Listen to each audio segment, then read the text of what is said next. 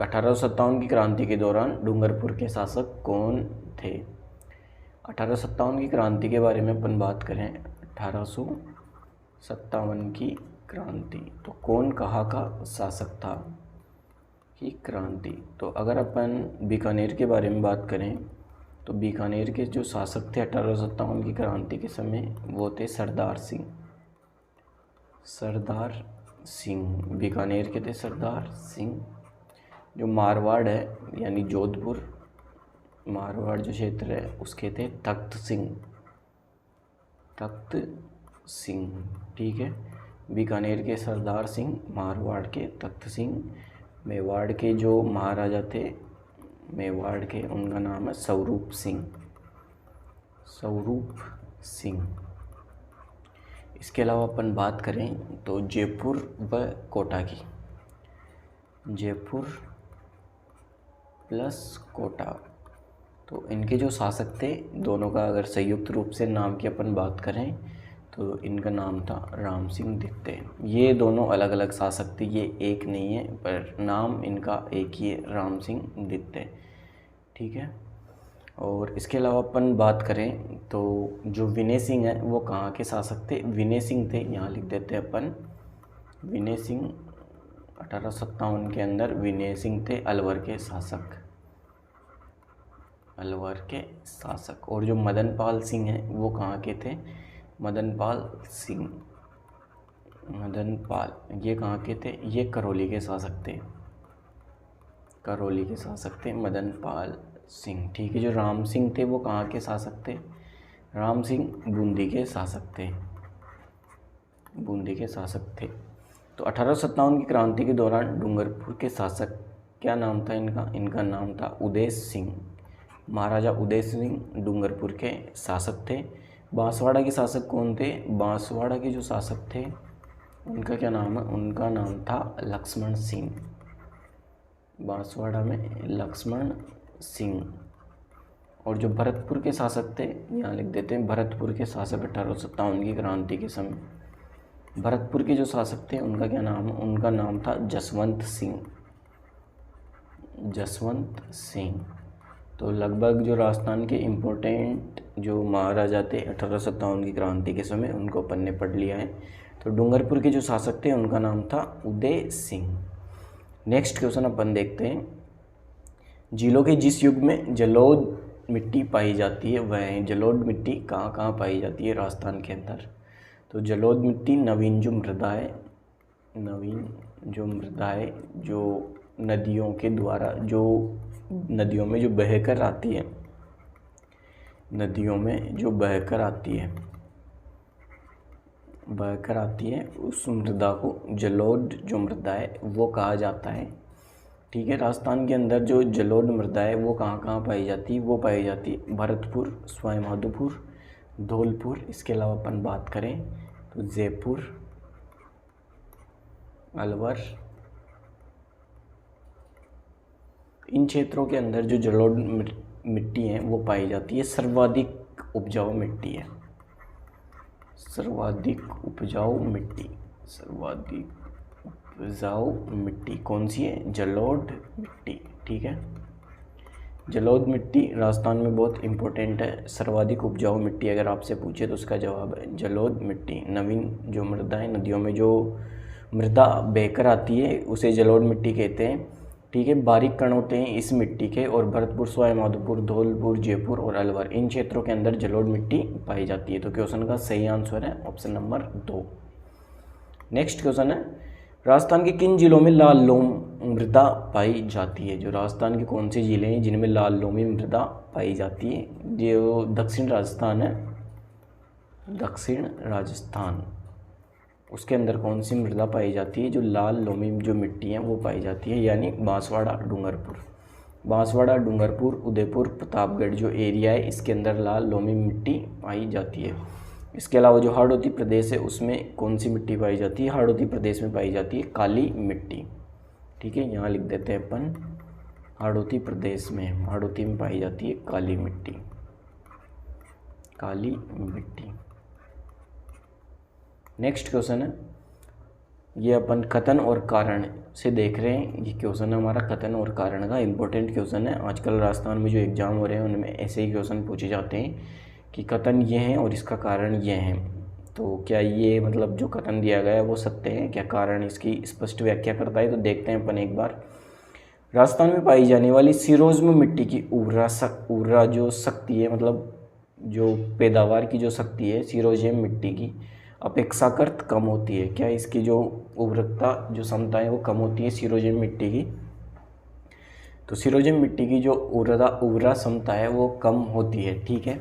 अब इसका जो कारण है वो क्या है? सिरोजियम मिट्टी में नाइट्रोजन तथा कार्बनिक पदार्थों की कमी होती है, एकदम सही है, ठीक है। जो सिरोजियम मिट्टी है उसकी जो उर्वरक क्षमता है वो कम होती है और इसका कारण दिया हुआ है कि इसमें नाइट्रोजन तथा कार्बनिक पदार्थों की कमी होती है। तो ए और आर दोनों सही है तथा एक ही आर सही व्याख्या करता है। इसका जो सही आंसर होगा वो है ए और आर दोनों सही है तथा आर एक ही सही व्याख्या करता है, ठीक है। अब सिरोजियम मिट्टी के बारे में अपन बात करें तो राजस्थान के कौन से क्षेत्र में ये मिट्टी पाई जाती है? जो पाली, अजमेर और नागौर जो क्षेत्र है उनके अंदर सिरोज्म मिट्टी पाई जाती है। कम उपजाऊ मिट्टी है। क्वेश्चन से आपको समझ में आ गया होगा कि ये मिट्टी कम उपजाऊ है, ठीक है। इसके बाद अपन नेक्स्ट बढ़ते हैं। राज्य और पॉलिटिकल एजेंट में सुमेलित नहीं है कि कौन से, मतलब राज्य जो उस समय राज्य हुआ करता था उसके मतलब राजस्थान के अंदर जो परगने बटे हुए थे उनके अंदर पॉलिटिकल एजेंट के बारे में अपन को बात करना है, ठीक है। तो उदयपुर था, उसके अंदर कौन सा पॉलिटिकल एजेंट था जब जो 1857 की क्रांति हुई थी उस समय की ये बात है। 1857 की क्रांति की ये बात है। तो 1857 की क्रांति में उदयपुर के अंदर जो पॉलिटिकल एजेंट था उनका क्या नाम था? CL showers. ये एकदम सही है, सावर्स उदयपुर के जो पॉलिटिकल एजेंट थे वो थे। कोटा में मेजर बर्टन, ये एकदम सही है। मेजर बर्टन को वहाँ पे जो लाला हरदयाल और मेहराब खां उनके द्वारा मार दिया गया था, मेजर बर्टन। और जो डॉक्टर थे सेडलर उनको भी इनके द्वारा, मतलब लाला हरदयाल और मेहराब खां के द्वारा मार दिया गया था, ठीक है। लाला जयदयाल व मेहराब खां के द्वारा, ठीक है। जयपुर के अंदर जो पॉलिटिकल एजेंट थे वो मेजर लॉरेंस थे, ये गलत है। जयपुर के अंदर मेजर लॉरेंस नहीं थे। भरतपुर में मेजर निक्सन या मॉरिसन, मेजर निक्सन और मॉरिसन ये दो थे भरतपुर के पॉलिटिकल एजेंट। जयपुर में कौन थे? जयपुर में थे मेजर ईडन। मेजर ईडन जो नाम है इनका पॉलिटिकल एजेंट का, वो जयपुर के पॉलिटिकल एजेंट थे। मेवाड़ में थे CL सावर्स, ठीक है। अपन अगर मारवाड़ की बात करें तो मारवाड़ के पॉलिटिकल एजेंट कौन थे? मारवाड़ के जो पॉलिटिकल एजेंट थे वो थे मेक मौसेन,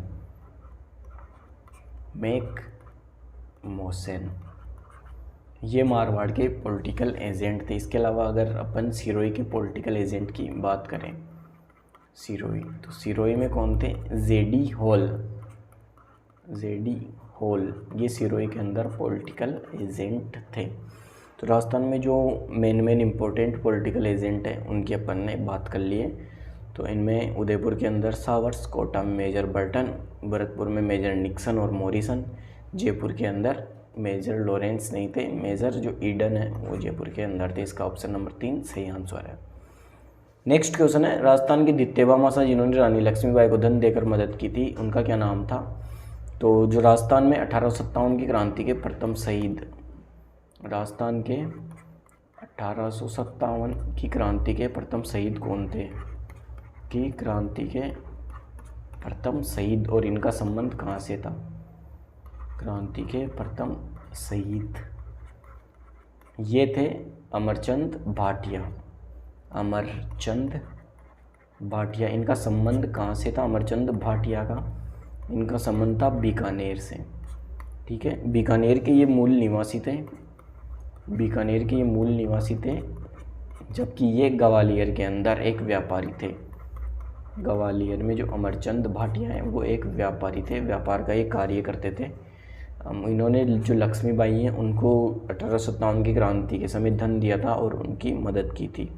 अमरचंद भाटिया को फांसी पर चढ़ाया गया था इनकी लक्ष्मीबाई की सहायता करने के जुर्म के अंदर। ठीक है, ये बीकानेर से संबंध रखते थे, ग्वालियर में ये रहते थे। 1857 की क्रांति में इनका जो निवास है वो ग्वालियर था। ठीक है, तो अमरचंद भाटिया को द्वितीय भामाशाह भी कहा जाता है। इन्होंने ये 1857 की क्रांति के प्रथम शहीद थे जो राजस्थान से संबंधित थे। इन्होंने लक्ष्मीबाई को धन देकर उनकी मदद की थी। खुशहाल सिंह चंपावत का संबंध पाली से है। ठीक है, अहुआ पाली से।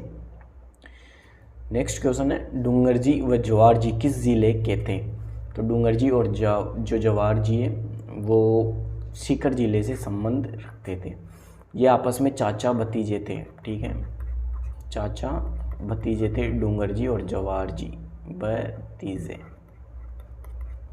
ठीक है, इनका संबंध था सीकर से। इनके जो सहयोगी थे उनका क्या नाम है? जो लोटिया जाट थे, लोटिया जाट और करना मीणा वो इनके सहयोगी थे। डूंगरजी और जवाहर जी ये करते क्या थे? जो अमीरों से धन लूटकर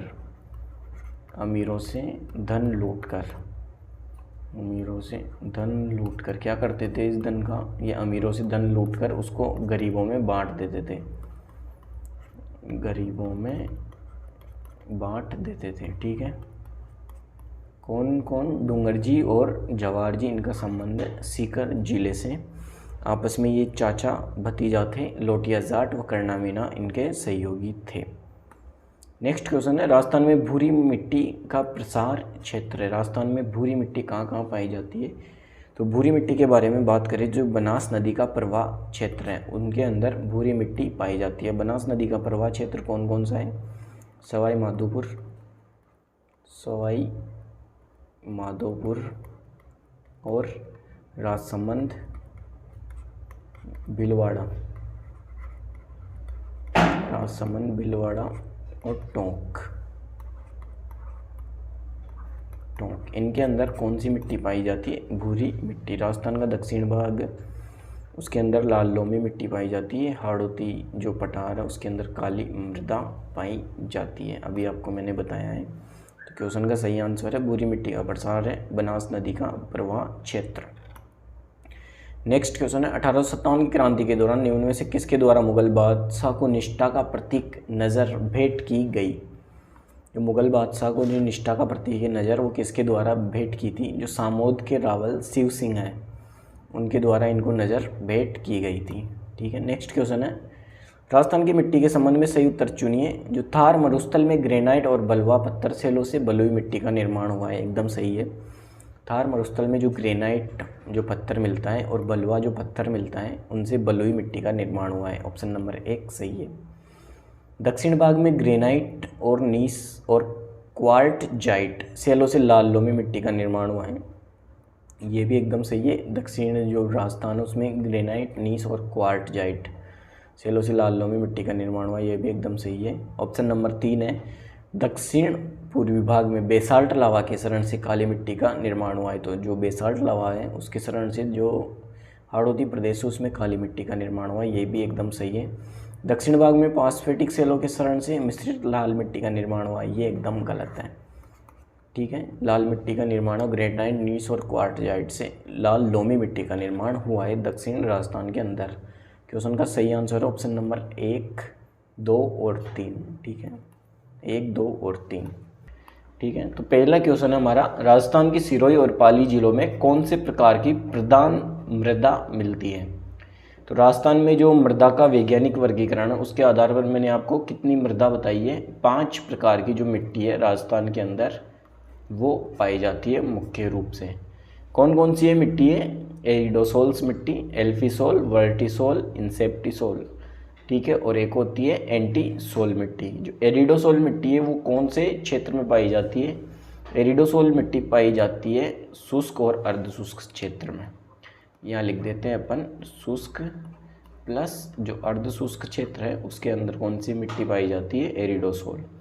ठीक है, इसके बाद वर्टिसोल की बात करें तो जो आर्द्र और अति आर्द्र क्षेत्र है, आर्द्र प्लस अति आर्द्र क्षेत्र, उसमें कौन सी मिट्टी पाई जाती है?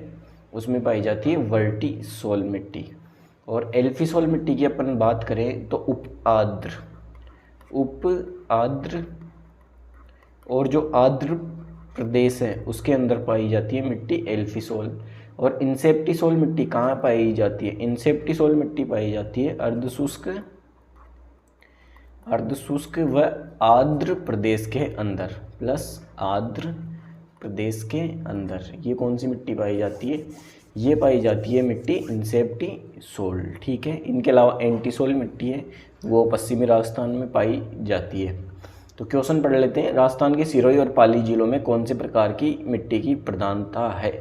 तो जो पाली और सिरोही जिला है कौन से क्षेत्र में आता है? ये अर्धशुष्क व आर्द्र क्षेत्र के अंदर आता है। तो इनमें मिट्टी जो पाई जाती है उसका नाम है इंसेप्टिसोल्स मिट्टी।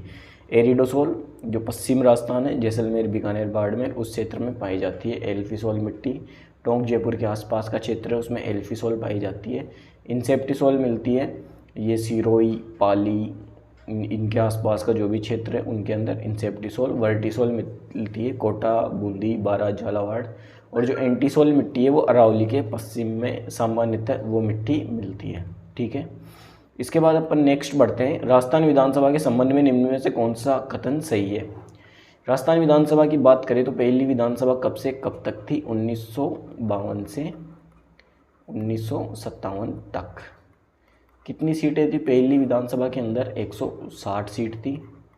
इसमें विजेता कौन सी पार्टी थी? जो कांग्रेस पार्टी है वो इसके अंदर विजेता थी। ठीक है, इसमें जो पहले विधानसभा के अध्यक्ष थे वो कौन थे? अध्यक्ष नरोत्तम लाल जोशी। ठीक है, नरोत्तम लाल जोशी इसमें पहले विधानसभा के अध्यक्ष थे। तो इसके बारे में ये डिटेल है पहली विधानसभा के बारे में। अब अपन देखते हैं कौन सा कथन सही है, इनमें छांटते हैं अपन। इनमें पहला ऑप्शन 1952 में राजस्थान विधानसभा की कुल सदस्य संख्या 160 थी, एकदम सही है, 160 सदस्य संख्या थी। दूसरा ऑप्शन है राजस्थान विधानसभा में प्रक्रिया व कार्य संचालन के नियम पहली बार 1956 में निर्मित हुए, ये भी एकदम सही है। ऑप्शन नंबर 3 की तरफ हम देखें तो राजस्थान विधानसभा की 18 स्थायी समितियां हैं, जिनमें से 4 वित्त समितियां हैं। तो पिछली क्लासेज में मैंने आपको बताया है कि जो राजस्थान विधानसभा की जो स्थायी समितियां उनकी संख्या 18 नहीं है, इनकी संख्या कितनी है? 17 है। राजस्थान में स्थायी समितियां, वित्त समिति के अलावा कितनी स्थायी समितियां हैं? 17 समितियां। और वित्त समितियों की संख्या कितनी है? 4 वित्त समितियां हैं। कौन कौन सी है? पहली समिति है इसमें लोक लेखा समिति। वित्त समितियों की अपन बात कर रहे हैं, लोक लेखा समिति। दूसरी समिति कौन सी है? प्राक्कलन समिति। प्राक्कलन समिति का। तीसरी समिति कौन सी है? तीसरी समिति है प्राक्कलन समिति ख। चौथी समिति कौन सी है? सरकारी उपक्रमों से संबंधित समिति। सरकारी उपक्रमों से संबंधित समिति, जितने भी सरकारी उपक्रम हैं जिनसे जो समिति संबंध रखती है वो चौथी समिति है। तो ये चारों कौन सी समितियां हैं? वित्त समितियां। ठीक है, लोक लेखा समिति में कितने सदस्य होते हैं? लोक लेखा समिति में 15, प्राक्कलन समिति क में 15, प्राक्कलन समिति ख में 15, सरकारी उपक्रम, इन सभी समितियों में 15-15 सदस्य होते हैं। तो क्वेश्चन का आंसर अपन ढूंढते हैं राजस्थान विधानसभा के संबंध में कौन से कथन सही है। तो ऑप्शन 1 और ऑप्शन 2 सही है, जबकि इसमें 18 समितियां लिखा हुआ है, यहाँ पे स्थायी समितियों की संख्या है 17। तो ऑप्शन 1 व 2 ये इसका करेक्ट आंसर है। अब बढ़ते हैं नेक्स्ट क्वेश्चन की ओर। 1857 के विद्रोह के प्रति मेवाड़ के महाराणा की क्या नीति थी? जो मेवाड़ के महाराणा थे 1857 में, उनका क्या नाम है? उनका नाम है स्वरूप सिंह। स्वरूप सिंह ये मेवाड़ महाराणा थे 1857 में। 1857 में अगर अपन राजाओं की बात करें तो जोधपुर में कौन थे? जोधपुर में थे तख्त सिंह। जोधपुर में थे तख्त सिंह। बीकानेर में कौन थे? बीकानेर में 1857 में जो राजा थे उनका नाम है सरदार सिंह। सरदार सिंह ने अंग्रेजों की सहायता हेतु तो अपनी सेना को राज्य से बाहर भी भेजा था। जयपुर में कौन थे? राम सिंह द्वितीय, राम सिंह सेकंड। कोटा के अंदर भी थे, उनका नाम भी क्या था? राम सिंह द्वितीय, राम सिंह द्वितीय। ठीक है, 1857 की क्रांति के समय ये शासक थे यहाँ के तो मेवाड़ के जो शासक थे उनका क्या नाम है, स्वरूप सिंह। इनकी जो विद्रोह के समय अंग्रेज़ों के लिए क्या नीति थी, ये अंग्रेज़ों के सहयोग की भावना रखते थे। राजस्थान में जितने भी शासक थे लगभग उनमें से सभी ने अंग्रेज़ों का सहयोग ही किया था। जो आहुआ के ठाकुर थे खुशहाल सिंह, वहाँ के शासक थे, उन्होंने अंग्रेज़ों का विरोध किया था और जो सैनिक छावनियाँ थी उनका सहयोग किया था। उनके अलावा जो शासक थे उन्होंने सभी ने अंग्रेज़ों का सहयोग किया था। अंग्रेज़ों का सहयोग करने वाले राजस्थान में से पहले जो राजा थे वो स्वरूप सिंह थे, जिन्होंने 1857 की क्रांति में अंग्रेज़ों का सहयोग किया था। तो इस क्वेश्चन का सही आंसर है ऑप्शन नंबर 2, अंग्रेज़ों की सहायता की थी जो इनकी नीति थी। नेक्स्ट देखते हैं, राजस्थान विधान परिषद में राज्यपाल द्वारा कितने सदस्यों का मनोनयन किया जाता है। जो विधान परिषद है उनमें जो राज्यपाल है कितने सदस्य चुनता है, तो राजस्थान के अंदर 1/6 सदस्य उसके विधान परिषद के लिए चुने जाते हैं राज्यपाल द्वारा। नेक्स्ट क्वेश्चन है, राजस्थान की प्रथम विधानसभा हेतु निर्वाचन में जय नारायण व्यास निम्नलिखित में से किन निर्वाचन क्षेत्रों से प्रत्याशी थे। जो राजस्थान की प्रथम विधानसभा हुई थी उनमें जो जय नारायण व्यास थे उनका निर्वाचन क्षेत्र कौन कौन सा था। 160 सीटों पर ये चुनाव हुआ था, प्रथम विधानसभा चुनाव। तो जो जय नारायण व्यास थे कौन कौन सी सीटों से इन्होंने चुनाव लड़ा था, वो लड़ा था जालोर ए और जोधपुर शहर बी। जय नारायण व्यास का संबंध जोधपुर से है। जय नारायण व्यास जो यूनिवर्सिटी बनी हुई है वो भी जोधपुर शहर के अंदर बनी हुई है। तो इस क्वेश्चन का करेक्ट आंसर है जालोर ए व जोधपुर शहर बी, ये जय नारायण व्यास का निर्वाचन क्षेत्र था। नेक्स्ट क्वेश्चन है, राजस्थान विधानसभा के प्रथम प्रोटेम स्पीकर कौन थे। अब एक शब्द सामने आया आपके, प्रोटेम स्पीकर, ये कौन होता है, कौन सा जो पद है वो है प्रोटेम स्पीकर का। तो इसके बारे में आपको बताते हैं कि जब विधानसभा का जो अवधि होती है वो समाप्त हो जाती है, विधायकों का कार्यकाल समाप्त हो जाता है, उसके बाद जब चुनाव होते हैं तो उनमें नए विधायक चुने जाते हैं। अब पुराने जब सत्र में मतलब विधानसभा के अंदर कोई विधायक नहीं है और नए विधायकों को शपथ दिलानी है, तो नए विधायकों को शपथ जो दिलाई जाती है वो ये प्रोटेम स्पीकर है, इनके द्वारा ही दिलाई जाती है। इनकी नियुक्ति किसके द्वारा की जाती है, इनकी नियुक्ति की जाती है राज्यपाल द्वारा। इनकी नियुक्ति की जाती है राज्यपाल द्वारा, ठीक है। तो प्रोटेम स्पीकर का कार्य है जो नए विधायक आए हैं, नए विधायकों को शपथ दिलाना,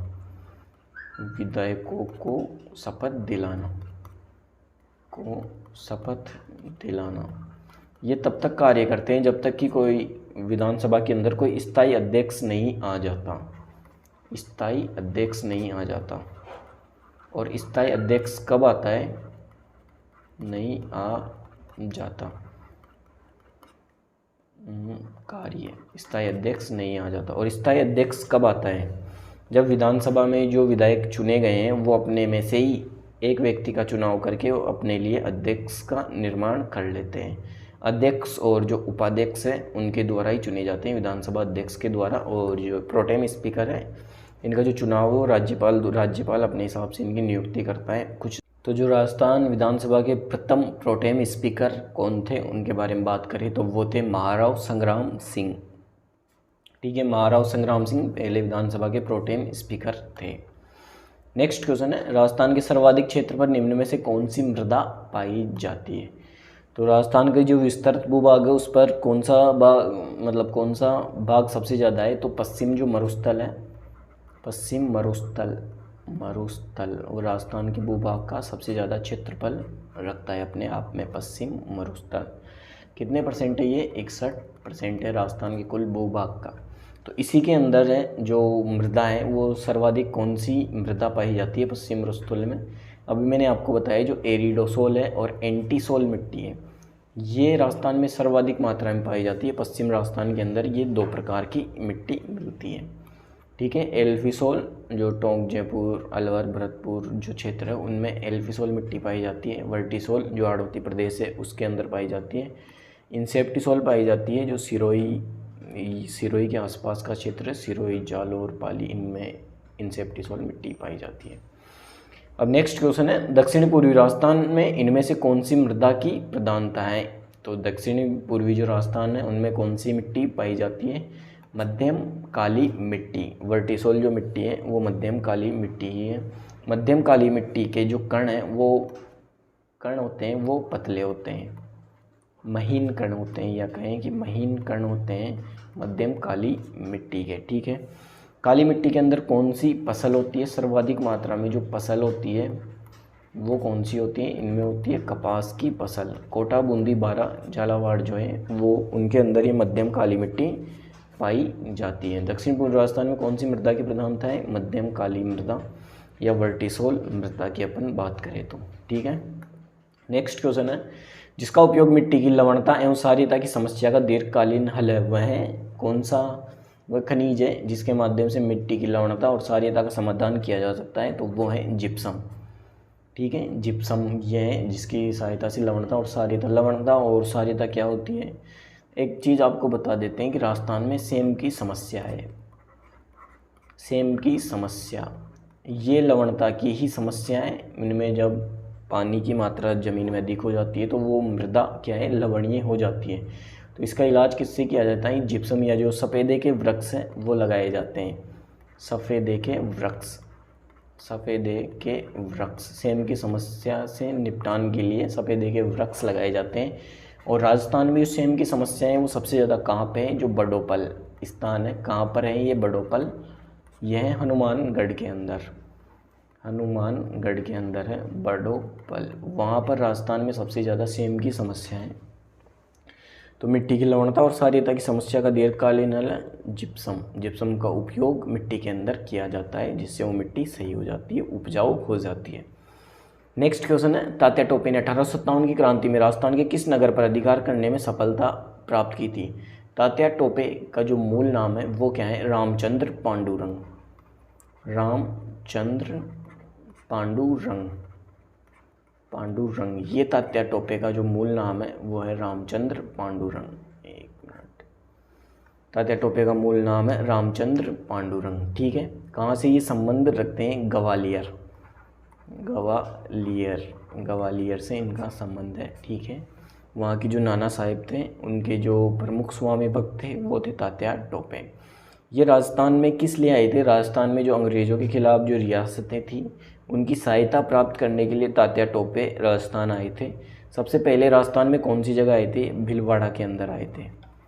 भीलवाड़ा के अंदर 1857 में आए थे। और यहाँ पर कोठारी नदी के किनारे इन्होंने अंग्रेज़ों से युद्ध भी लड़ा था।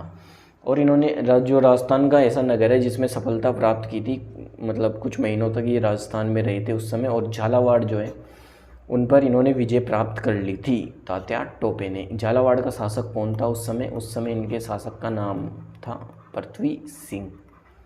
पृथ्वी सिंह यहाँ के शासक थे और इन पर इन्होंने तात्या टोपे ने विजय प्राप्त कर ली थी। ठीक है, तो क्वेश्चन का सही आंसर है झालावाड़। अगर 1857 की क्रांति के बारे में बात करें तो सबसे पहले कहाँ हुई थी ये? राजस्थान में नसीराबाद सैनिक छावनी में। कब हुई थी? 28 मई 1857 को। दूसरी बार कहाँ हुई थी? नीमच के अंदर 3 जून को। नीमच के अंदर कहाँ हुई थी? 3 जून को। ठीक है, तीसरी बार कहाँ हुई थी? एरिनपुरा सैनिक छावनी में। जो एरिनपुरा सैनिक छावनी है वहाँ पर राजस्थान में इसमें विद्रोह हुआ था। राजस्थान में कुल कितनी सैनिक छावनियाँ हैं? 6 सैनिक छावनियाँ उस समय राजस्थान के अंदर थी। नेक्स्ट क्वेश्चन है, 1857 के दौरान लिखित पुस्तक माझा प्रवास के लेखक हैं। जो माझा प्रवास पुस्तक है वो किस चीज़ के बारे में जानकारी देती है? जो ये विष्णु भट्ट गोडसे थे, विष्णु भट्ट गोडसे, इन्होंने 1857 की क्रांति में राजस्थान के अंदर जो माहौल देखा, राजस्थान में 1857 की क्रांति, 1857 की क्रांति में विष्णु भट्ट गोडसे ने जो माहौल देखा उसका आंखों देखा और कानों सुना जो हाल है, इन्होंने इस माझा प्रवास नामक पुस्तक के अंदर बताया है। ठीक है, विष्णु भट्ट गोडसे की ये पुस्तक है माझा प्रवास। सीताराम पांडे के बारे में बात करें तो ये भी एक अच्छे लेखक थे। 1857 की क्रांति के समय के ये लेखक हैं सीताराम पांडे, और इनके जीवन पे जो आधारित पुस्तक है उनका नाम क्या है? फ्रॉम सिपाही टू सूबेदार। यहाँ लिख देते हैं सिपाही टू सूबेदार। सूबेदार ये किनके जीवन पर आधारित पुस्तक है? ये सीताराम पांडे, इन्होंने 1857 की क्रांति के बारे में इनमें वर्णन किया है। नेक्स्ट क्वेश्चन है, मृदा में नवीन वर्गीकरण में राजस्थान में एल्फिसोल्स मृदा पाई जाती है। अभी मैंने आपको बताया जो टोंक, जयपुर, अलवर, दौसा ये क्षेत्र है, इनमें एल्फिसोल मृदा जो है वो पाई जाती है। तो क्वेश्चन का सही आंसर है ऑप्शन नंबर 1। नेक्स्ट क्वेश्चन है, किस छावनी के सैनिक दस्तों ने 21 अगस्त 1857 को चलो दिल्ली मारो फिरंगी नारे के साथ बगावत की? मैंने अभी आपको बताया जस्ट कि राजस्थान के अंदर पहली जो क्रांति की शुरुआत है नसीराबाद से हुई थी। कब हुई थी? 28 मई को। दूसरी बार नीमच के अंदर 3 जून को। और तीसरी जो शुरुआत है वो हुई थी एरिनपुरा सैनिक छावनी के अंदर। कब हुई थी?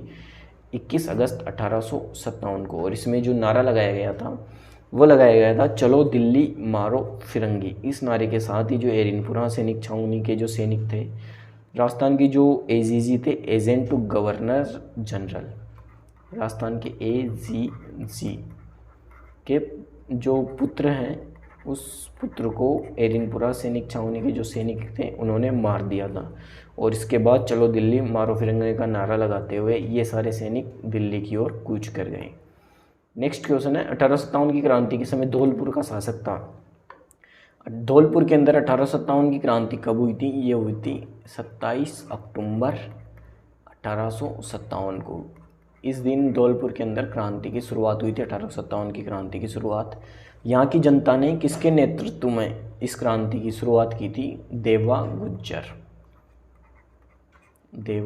गुज्जर। इनके नेतृत्व में धौलपुर की जनता ने जो क्रांति है उसकी शुरुआत की थी। और उस समय धौलपुर के शासक थे, उनका नाम क्या है? भगवंत सिंह के समय ही धौलपुर की जनता ने विद्रोह किया था 1857 का। नेक्स्ट क्वेश्चन है, राजस्थान में कितने विधानसभा चुनाव क्षेत्र क्रमशः अनुसूचित जाति अनुसूचित जनजाति के उम्मीदवारों के लिए आरक्षित है?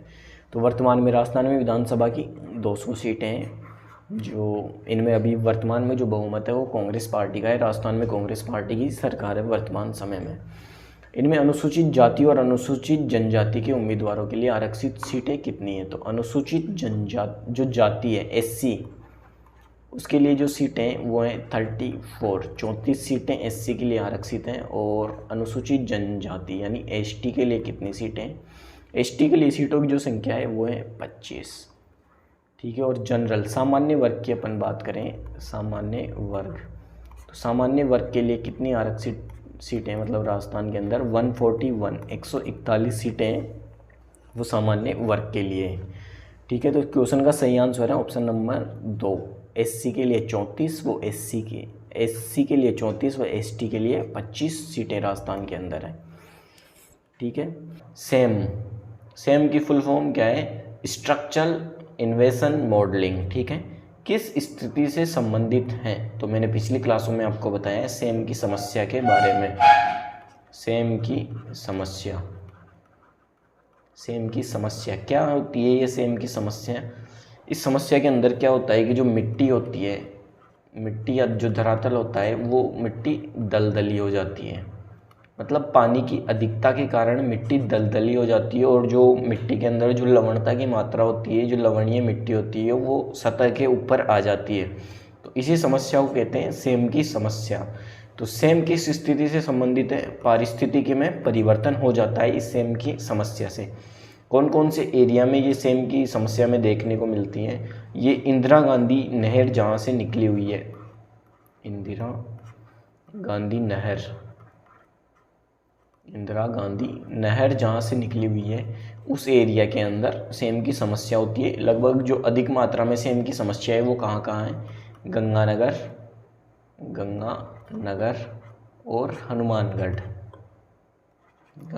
और हनुमानगढ़, इस एरिया के अंदर सेम की समस्या अधिक मात्रा में है। जो बडोपल हनुमानगढ़ है वो सेम की समस्या के लिए मुख्यतः जाना जाता है।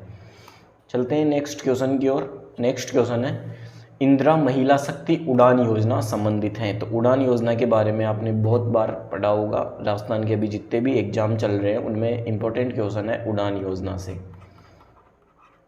ठीक है। CET 2023 में जो एग्जाम हुआ था उड़ान योजना से, उसमें क्वेश्चन पूछा गया है कि उड़ान योजना का संबंध है। तो जो ये इंदिरा महिला शक्ति उड़ान योजना है, इनका संबंध है प्रजनन आयु की लड़कियों और महिलाओं को मुफ्त सैनिटरी नैपकिन का वितरण। ठीक है। तो उड़ान योजना का संबंध इससे है। कब की ये योजना है? ये योजना है दिसंबर 2021 की। दिसंबर 2021 की ये योजना है उड़ान योजना। इसमें महिलाएं जो होती हैं उन्हें प्रति माह 12 सैनिटरी नैपकिन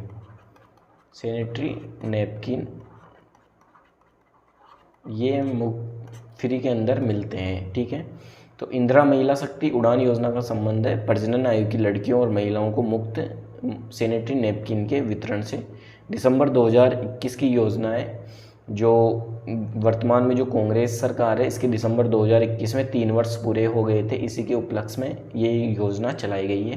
प्रतिमाह 12 सैनिटरी नैपकिन मुफ्त में दिए जाते हैं महिलाओं को। अब नेक्स्ट क्वेश्चन है, सहयोग योजना के तहत बीपीएल परिवारों की लड़कियों के विवाह पर 2 लड़कियों तक को सहायता प्रदान की जाती है। इसमें सहायता राशि कितनी है? ठीक है, तो इस जो ये योजना है सहयोग योजना, इसका दूसरा नाम क्या है? मुख्यमंत्री कन्यादान योजना। मुख्यमंत्री कन्यादान योजना। कन्यादान योजना कब की है ये? कन्यादान योजना ये है मुख्यमंत्री कन्यादान योजना, ये 2023 के अंदर प्रारंभ हुई। ठीक है, तो सहयोग योजना इसका दूसरा नाम है मुख्यमंत्री कन्यादान योजना, नाम परिवर्तित किया गया है 2023 में। सहयोग योजना के तहत बीपीएल परिवार की लड़कियों के विवाह पर 2 लड़कियों तक को सहायता प्रदान की जाती है। इसमें सहायता राशि कितनी है? जो पहले इसमें सहायता राशि थी वो दी जाती थी 20,000 रुपये, और वर्तमान में कितनी सहायता राशि दी जा रही है वो है 31,000 रुपये। 31,000 रुपये प्रत्येक परिवार में अधिकतम 2 लड़कियों को इस योजना का लाभ मिल सकता है। 2 लड़कियों को इस योजना का लाभ मिल सकता है। 31,000 रुपये दोनों लड़कियों को दिए जाएंगे। ठीक है, इसके बारे में नेक्स्ट पढ़े तो अगर लड़की 10वीं पास होती है, 10वीं क्लास पास होती है तो उसे कितने रुपए दिए जाएंगे? उसे दिए जाएंगे 41,000 रुपये। और यही लड़की अगर स्नातक पास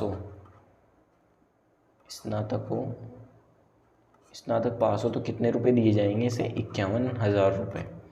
ठीक है, तो इसका सही आंसर है 20,000 रुपये, और वर्तमान में ये राशि है 31,000 रुपये।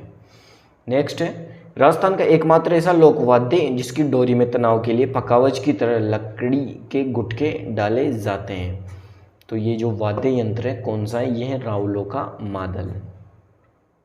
ठीक है, इंपॉर्टेंट क्वेश्चन है, आरएस प्री में पूछा गया है 2013 के अंदर। राजस्थान का एकमात्र ऐसा लोकवाद्य यंत्र जिसकी डोरी में तनाव के लिए पकावज की तरह लकड़ी के गुटके डाले जाते हैं, रावलों का मादल। ठीक है, नेक्स्ट बढ़ते हैं अब अपन।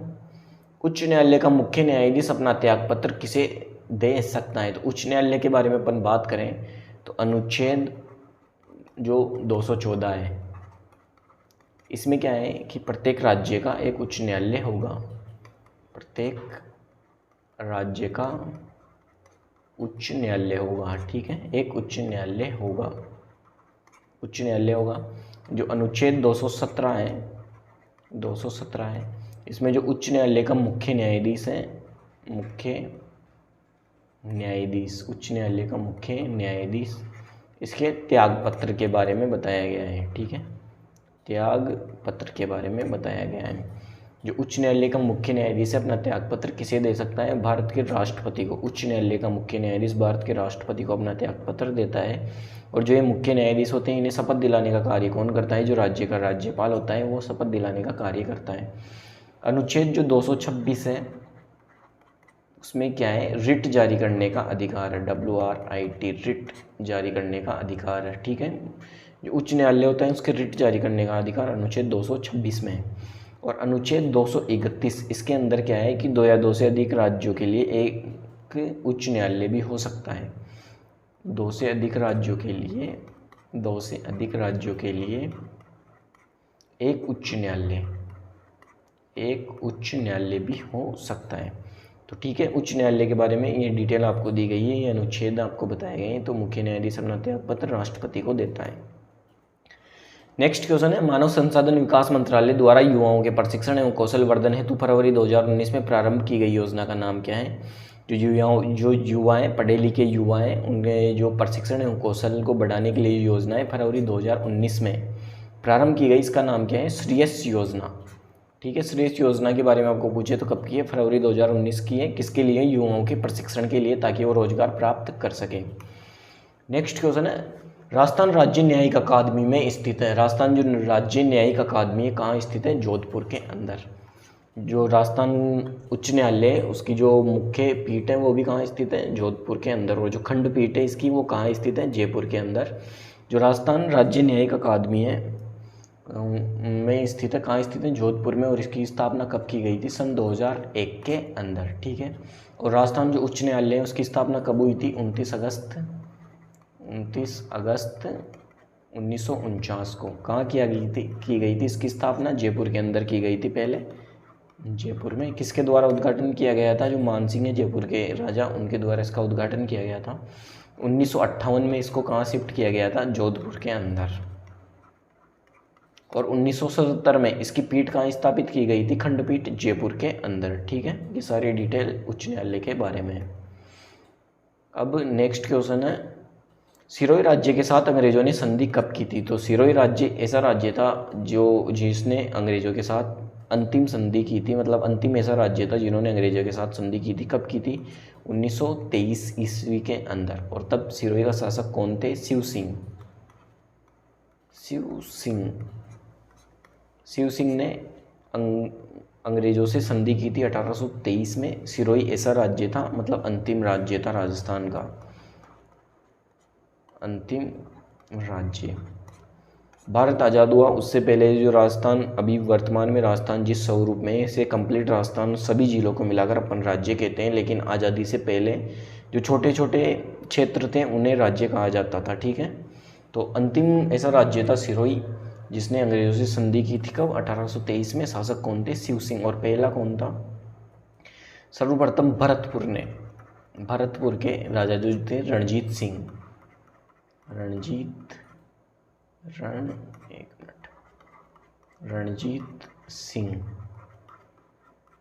इन्होंने 1803 के अंदर जो लॉर्ड वेलेस्ली थे,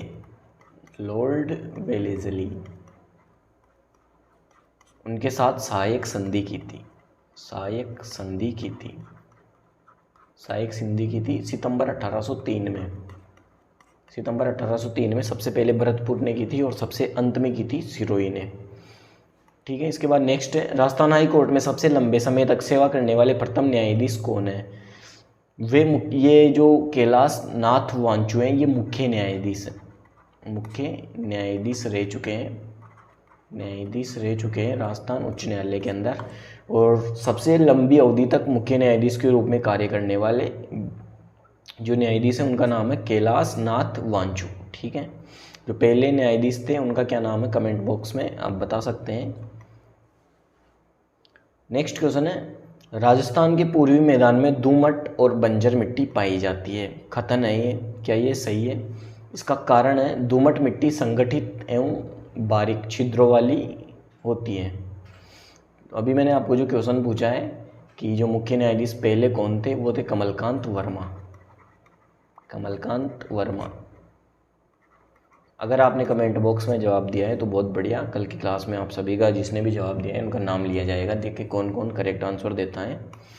तो अब क्वेश्चन की तरफ बढ़ते हैं। राजस्थान के पूर्वी मैदान में दोमट और बंजर मिट्टी पाई जाती है। क्या पूर्वी मैदान में दोमट और बंजर मिट्टी पाई जाती है? जी नहीं। पूर्वी मैदान जो है उसमें कैसी मिट्टी पाई जाती है? पूर्वी मैदान में पाई जाती है रेतीली कचारी मिट्टी, ठीक है। कचारी जो मिट्टी है ये पूर्वी मैदान में पाई जाती है। इसके अलावा कौन सी मिट्टी पाई जाती है? जो मध्यम काली मिट्टी है, मध्यम काली मिट्टी, ये पूर्वी मैदान में पाई जाती है, ठीक है। तो राजस्थान के पूर्वी मैदान में दोमट और बंजर मिट्टी पाई जाती है, ये गलत है, कथन ही गलत है इसका, ठीक है। एक बार अपन कारण को देखें तो दोमट मिट्टी संगठित एवं बारीक छिद्रों वाली होती है, ये एकदम सही है। दोमट मिट्टी जो होती है संगठित और बारीक छिद्रों वाली होती है। तो इसमें कथन गलत है जबकि कारण सही है। कौन सा ऑप्शन है? कथन गलत है लेकिन कारण सही है। ऑप्शन नंबर 3 एकदम सही है, ठीक है। एक बात और बता देते हैं, जो हाड़ौती प्रदेश में जो मिट्टी पाई जाती है कौन सी मिट्टी है? काली मिट्टी। ये भी बारीक मिट्टी होती है। जब ये गीली होती है तो फूल जाती है और जब सूख जाती है, मतलब गीली मिट्टी होती है तो फूल जाती है और जब ये सूख जाती है तो मतलब एकदम पतली हो जाती है, कड़क हो जाती है काली मिट्टी। काली मिट्टी को जो स्वतः जुताई वाली मिट्टी भी कहा जाता है, स्वतः जुताई वाली मिट्टी, जुताई वाली मिट्टी, ये काली मिट्टी को कहा जाता है। ठीक है, नेक्स्ट बढ़ते हैं अपन। अंग्रेजों से संधि करने वाला राजस्थान का प्रथम राज्य कौन सा था? मैंने अभी आपको बताया भरतपुर। कौन थे यहाँ के शासक? रणजीत सिंह शासक थे। कब की? 1803 में, सितंबर 1803 में इन्होंने अंग्रेजों से, लॉर्ड जो वेलेजली थे उनसे संधि की थी भरतपुर में, सहायक संधि। ठीक है, सहायक संधि। भरतपुर के बाद किसने संधि की थी अंग्रेजों से? जो अलवर जो रियासत थी उसने अंग्रेजों से संधि की थी। कब की थी? नवंबर 1803 में, नवंबर 1803 के अंदर फिर अलवर ने की थी। भरतपुर की संधि छोटी संधि थी अलवर ने, जबकि विस्तृत रूप से संधि की थी अंग्रेजों के साथ। अंग्रेजों जो भरतपुर की संधि थी 1803 में एक बार हो गई, इसके बाद 1805 में भरतपुर ने दोबारा संधि की थी अंग्रेजों के साथ। याद रखना है आप सभी को ये सारी बातें। तो क्वेश्चन का हमारा करेक्ट आंसर है प्रथम राज्य कौन सा है? भरतपुर। नेक्स्ट है, इंदिरा महिला शक्ति उद्यम प्रोत्साहन योजना राजस्थान सरकार द्वारा कब आरंभ की गई? अभी अपन ने उड़ान योजना के बारे में पढ़ा है। इंदिरा महिला जो उड़ान योजना है उसके बारे में पढ़ा है। कब की है वो है 2021, दिसंबर 2021 की योजना है वो उड़ान योजना। ठीक है, सैनिटरी नैपकिन की योजना है। इसके अलावा दूसरी योजना है इंदिरा महिला शक्ति उद्यम प्रोत्साहन जो योजना है, ये कब की है? सन 2019 की है। सेकंड ग्रेड एग्जाम में पूछा गया है 2022 में, इंपॉर्टेंट क्वेश्चन है। जो महिला के जो उत्थान होता है, महिला के किसी भी महिला शक्ति उद्यम प्रोत्साहन, मतलब महिला को कोई भी वो उद्यम व्यापार करना चाहे तो उसमें प्रोत्साहन के लिए योजनाएं 2019 में आरंभ हुई थी। नेक्स्ट क्वेश्चन है, दिसंबर 1817 में अंग्रेजों के साथ संधि के समय कोटा के महाराव कौन थे? तो आपको याद रखना है कि दिसंबर 1817 में अंग्रेजों के साथ कोटा जो रियासत थी उसने संधि की थी दिसंबर 1817 में। इस समय कोटा के शासक थे उम्मेद सिंह फर्स्ट। ठीक है, डिटेल आपको याद रखनी है। गुरालियो क्या है? गुरालियो क्या है? तो गुरालियो कौन सा वाद्य यंत्र है? गुरालियो को तत्वाद्य यंत्र कहा जाता है।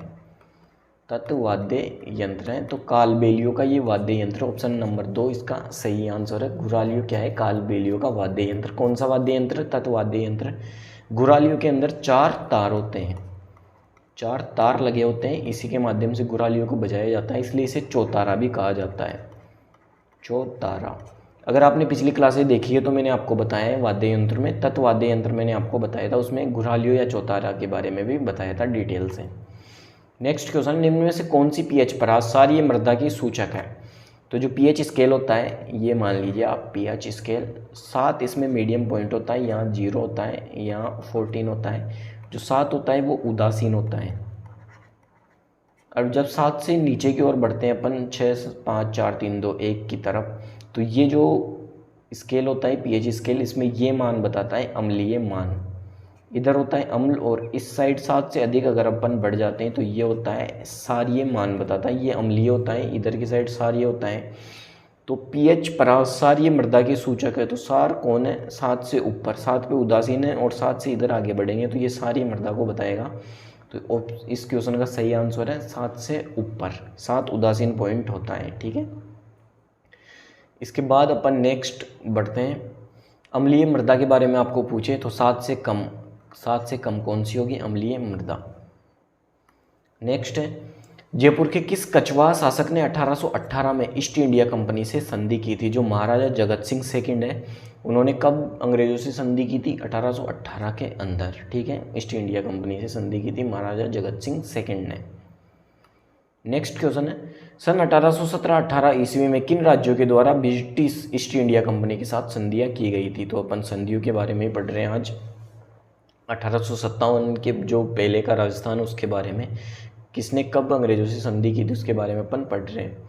तो 1817-18 में किन राज्यों के द्वारा ब्रिटिश ईस्ट इंडिया कंपनी से संधि की गई थी? वो है करौली, कोटा और किशनगढ़। करौली, कोटा, किशनगढ़। करौली के कौन से शासक थे? जो हरपाल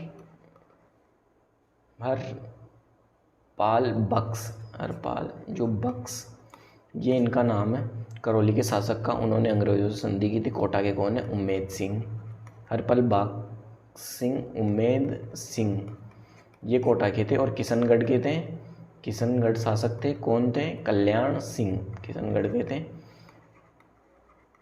कल्याण सिंह। ठीक है, किशनगढ़ के थे कल्याण सिंह, कोटा के थे उम्मेद सिंह, और करौली के थे शायद हरपल बख्श सिंह ऐसे, या हरपाल बख्श सिंह ऐसे कुछ नाम था, थोड़ा सा कन्फ्यूजन हो रहा है, आपको कल की क्लास में क्लियर कर देंगे क्या नाम था इनका, लेकिन लगभग यही था। ठीक है, तो करौली कोटा की संगठ इन्होंने 1817-18 के अंदर ब्रिटिश ईस्ट इंडिया कंपनी से संधि की थी। नेक्स्ट, राजस्थान मूल के प्रख्यात शास्त्रीय वादक राम नारायण तथा सुल्तान खां का संबंध किस वाद्य यंत्र से है? जो सुल्तान खां है इन्हें क्या कहा जाता है? सुल्तान खां का दूसरा नाम है सारंगी का सुल्तान खां। ठीक है, सारंगी के ये प्रमुख वादक थे सुल्तान खां और राम नारायण। ठीक है, सारंगी कौन सा वाद्य यंत्र है? सुसीर वाद्य यंत्र है, सुसीर वाद्य यंत्र है सारंगी। सारंगी के अलबेले सुल्तान थे कौन? सुल्तान खां। ठीक है, सुल्तान खां राम नारायण के बारे में आपको याद रखना है। नेक्स्ट क्वेश्चन है, संविधान के कौन से अनुच्छेद अधीनस्थ न्यायालयों से संबंधित हैं? अधीनस्थ न्यायालयों से संबंधित कौन से अनुच्छेद है? अनुच्छेद 233 से 237 तक, ये सारे जो अधीनस्थ न्यायालय हैं उनसे संबंधित हैं। अधीनस्थ न्यायालय कौन से अनुच्छेद? अनुच्छेद 233 और अनुच्छेद 237। नेक्स्ट क्वेश्चन है, मुख्यमंत्री विशेष योग्यजन स्वरोजगार योजना के अंतर्गत कितनी राशि का ऋण प्रदान किया जाता है? जो भी विशेष योग्यजन है या बीपीएल श्रेणी के जो लोग हैं, विशेष योग्यजन या जो विकलांग व्यक्ति हैं उन्हें विशेष योग्यजन कहा जाता है। तो कितनी राशि का ऋण उन्हें प्रदान किया जाता है? 5 लाख रुपए तक का ऋण प्रदान किया जाता है। शर्त क्या है इसके लिए? शर्त ये है कि उनकी जो वार्षिक आय है, परिवार की वार्षिक आय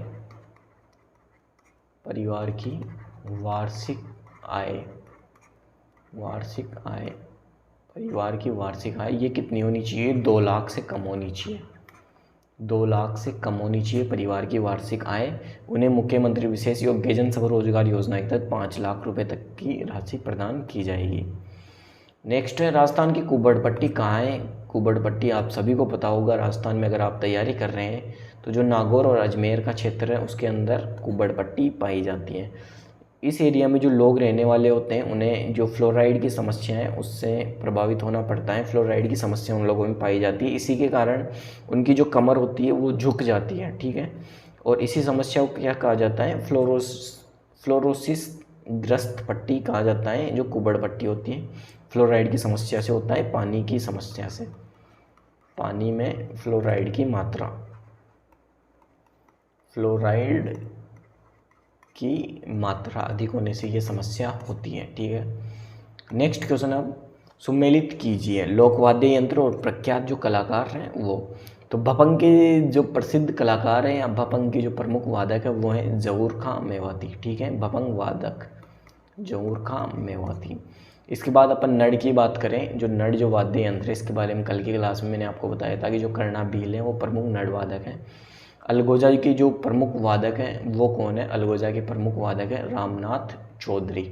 और जो खड़ताल के जादूगर के रूप में जाने जाते हैं वो है सदीक खां मांगणियार। ठीक है, तो ऑप्शन का सही आंसर है ऑप्शन नंबर 1, 2, 3, 4 और 1। भपंग जहूर खां, नड़ कर्णाभील, अलगोजा रामनाथ चौधरी, खड़ताल जादूगर सदीक खां मांगणियार। इम्पोर्टेंट क्वेश्चन है, बहुत इम्पोर्टेंट, मोस्ट इम्पोर्टेंट। आप इसको लगा लीजिए, कोई से भी एग्जाम में ये जो ऑप्शन दिए हुए हैं ABCD इनमें से एक तो पूछेगा ही पूछेगा। ठीक है, याद कर लेने, आपको लिख लेने। नेक्स्ट है, राजस्थान के उच्च न्यायालय के बारे में निम्नलिखित पर विचार कीजिए। उच्च न्यायालय के बारे में अपन पढ़ रहे हैं, अब डिटेल से देख लेते हैं क्या है उच्च न्यायालय के बारे में जानकारी। तो है संविधान के अनुच्छेद 213 में प्रावधान है कि प्रत्येक राज्य में एक उच्च न्यायालय होगा। ये 213 में नहीं है, 214 है। अनुच्छेद 214 के अंदर है कि प्रत्येक राज्य का एक उच्च न्यायालय होगा। 231 में है कि एक या एक से अधिक राज्यों के लिए एक उच्च न्यायालय भी हो सकता है। तो ये इसमें गलत है, असुमेलित है। दूसरा ऑप्शन पढ़ते हैं, राज्य उच्च न्यायालय के न्यायाधीशों की नियुक्ति राष्ट्रपति द्वारा होती है। ये तो एकदम सही है। ऑप्शन नंबर 3 है, अनुच्छेद 226 के अंतर्गत उच्च न्यायालय को कुछ रिट जारी करने का अधिकार है। ये भी एकदम सही है, अनुच्छेद 226 के तहत ही उच्च न्यायालय रिट जारी कर सकता है। चौथा है, भारतीय संविधान के प्रावधान के अनुसार 2 या 2 से अधिक राज्यों के लिए एक ही उच्च न्यायालय का गठन किया गया है, अनुच्छेद 231 के तहत। तो इनमें कौन सा भिन्न प्रतीत हो रहा है? ये अनुच्छेद 213 वाला। ठीक है, अनुच्छेद 214 के अंदर है ये सारी डिटेल। नेक्स्ट है, निम्न में से किस प्रकार की मृदा लिथोसोल्स भी कहलाती है? इंपॉर्टेंट आप लगा लीजिए। लिथोसोल्स मिट्टी किसे कहा जाता है? अपरिपक्व मिट्टी भी इसे कहा जाता है, अपरिपक्व मिट्टी। लिथोसोल्स के नाम से भी जाना जाता है इसे। कौन सी मिट्टी कहा जाता है? जो पर्वतों के अंदर पाई जाती है, पर्वतीय जो मृदा है, उसे लिथोसोल्स कहा जाता है। बहुत इंपॉर्टेंट है, आपने शायद पहले सुना नहीं होगा लिथोसोल्स के बारे में, लेकिन एग्जाम में 2-3 बार पूछा गया है। पिछला जो एग्ज़ाम है उसके अंदर, मतलब पिछले जो भी एग्ज़ाम हो रहे हैं उनमें ये क्वेश्चन सबके ध्यान में रखा जा रहा है। लिथोसोल्स किस मिट्टी को कहा जाता है? जो पर्वतीय मिट्टी होती है उसे लिथोसोल्स कहा जाता है। अपरिपक्व मिट्टी भी इसे कहा जाता है। जो कौन सा? हाड़ौती जो क्षेत्र है, हाड़ौती क्षेत्र और उदयपुर, इसके आसपास के जो क्षेत्र हैं उसके अंदर लिथोसोल्स मिट्टी पाई जाती है। नेक्स्ट क्वेश्चन है, राजस्थान में कामड़ जाति के लोगों द्वारा कौन सा संगीत वाद्य यंत्र बजाया जाता है? तो कामड़ जाति के लोगों के लिए जो वाद्य यंत्र बजाया जाता है, तंदूरा वाद्य यंत्र, ये कामड़ जाति के लोगों द्वारा बजाया जाता है। कौन सा वाद्य यंत्र है? ये घन वाद्य यंत्र है, घन वाद्य यंत्र है तंदूरा, कामड़ जाति के लोगों द्वारा बजाया जाता है। पहले बहुत बार अपन इसके बारे में पढ़ चुके हैं। घन वाद्य यंत्र कौन से होते हैं? जो धातु से निर्मित वाद्य यंत्र होते हैं वो होते हैं घन वाद्य यंत्र, ठीक है। सुशीर जो फूंक से बजाए जाते हैं, अवनद जिनमें चमड़ा जिन वाद्य यंत्रों में लगा होता है अवनद वाद्य यंत्र कहलाते हैं। तत् जो तार से निर्मित होते हैं। वर्टिसोल मिट्टी राजस्थान के किस भाग में मिलती है? अपन राजस्थान की मिट्टियों के बारे में बात कर रहे हैं। राजस्थान की मिट्टी, जो राजस्थान में वैज्ञानिक आधार है उसके आधार पर कितनी मिट्टियाँ पाई जाती है? वैज्ञानिक आधार पर राजस्थान में कितनी प्रकार की मिट्टियाँ पाई जाती है? तो वैज्ञानिक आधार पर राजस्थान में 5 प्रकार की मिट्टी पाई जाती है। 5 प्रकार की। कौन कौन सी ये मिट्टियाँ हैं राजस्थान के अंदर? तो बात करें तो जो पश्चिमी राजस्थान है उसमें पाई जाने वाली मिट्टी है एरिडोसोल, ठीक है। पश्चिमी राजस्थान में पाई जाती है। जो शुष्क और अर्ध शुष्क जो प्रदेश हैं उसके अंदर एरिडोसोल मिट्टी पाई जाती है। इसके बाद अपन बात करें तो एल्फीसोल, ये मिट्टी कहाँ पाई जाती है? जो उप आर्द्र और आर्द्र प्रदेश है उसमें एल्फीसोल मिट्टी पाई जाती है। कौन सा ये क्षेत्र है? टोंक, जयपुर, अलवर के आसपास का जो क्षेत्र है उस क्षेत्र में एल्फीसोल मिट्टी पाई जाती है। इसके अलावा कौन सी है? वर्टिसोल, जो कि क्वेश्चन में पूछा गया है वर्टिसोल मिट्टी के बारे में। ये कौन से क्षेत्र में पाई जाती है? जो मतलब हाड़ौती प्रदेश है उस क्षेत्र में वर्टिसोल मिट्टी पाई जाती है। कोटा, बूंदी, बारा, झालावाड़ के अंदर। इसके अलावा है एरिडोसोल, वर्टिसोल, एल्फीसोल और इंसेप्टिसोल।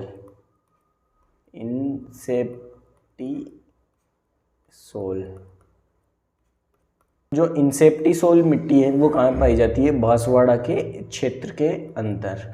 और जो एंटीसोल मिट्टी है, एंटीसोल प्रकार की जो मिट्टी है वो एंटीसोल, ये जो मिट्टी है ये पाई जाती है जो अरावली का पश्चिम क्षेत्र है, मतलब जैसलमेर के अलावा, जैसलमेर, बीकानेर, बाड़मेर में एरिडोसोल, उसके अलावा अरावली के जो पश्चिम क्षेत्र है उसके अंदर एंटीसोल मिट्टी पाई जाती है।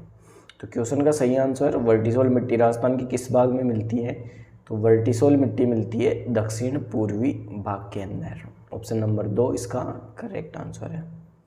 नेक्स्ट बढ़ते हैं अगले क्वेश्चन की ओर। 1857 की क्रांति में अंग्रेजों व जोधपुर की संयुक्त सेना को पराजित करने वाला कौन सा शासक था?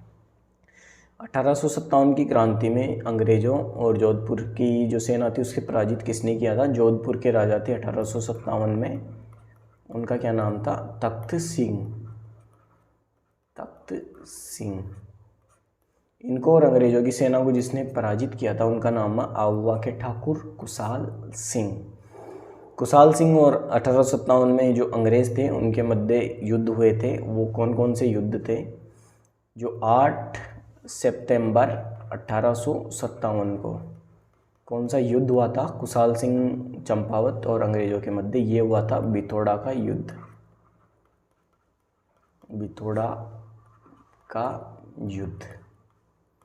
और इसके बाद हुआ था 10 दिन बाद 18 सितंबर 1857 को। ये कौन सा युद्ध हुआ था? चेलावासा का युद्ध, चेलावासा का युद्ध। 8 सितंबर 1857 को जो युद्ध हुआ था उसके अंदर कौन कौन थे? तख्त सिंह, और तख्त सिंह के साथ थे जो अंग्रेज़ों की तरफ से मेजर हितकोट थे, वो साथ में थे। खुशहाल सिंह चंपावत और इनके बीच युद्ध हुआ था। इस युद्ध का जो विजेता था वो थे खुशहाल सिंह चंपावत। इसके बाद 18 सितंबर 1857 को चेलावासा का युद्ध हुआ था। इस युद्ध में कौन कौन से? तो राजस्थान के जो एजीजी है पैट्रिक लॉरेंस वो थे इसमें, और मैक मॉसन थे। ठीक है, पैट्रिक लॉरेंस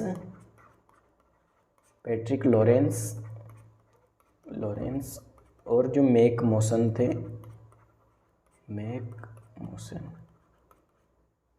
ये दोनों साथ में थे। खुशहाल सिंह चंपावत थे, इनके साथ सेना थी।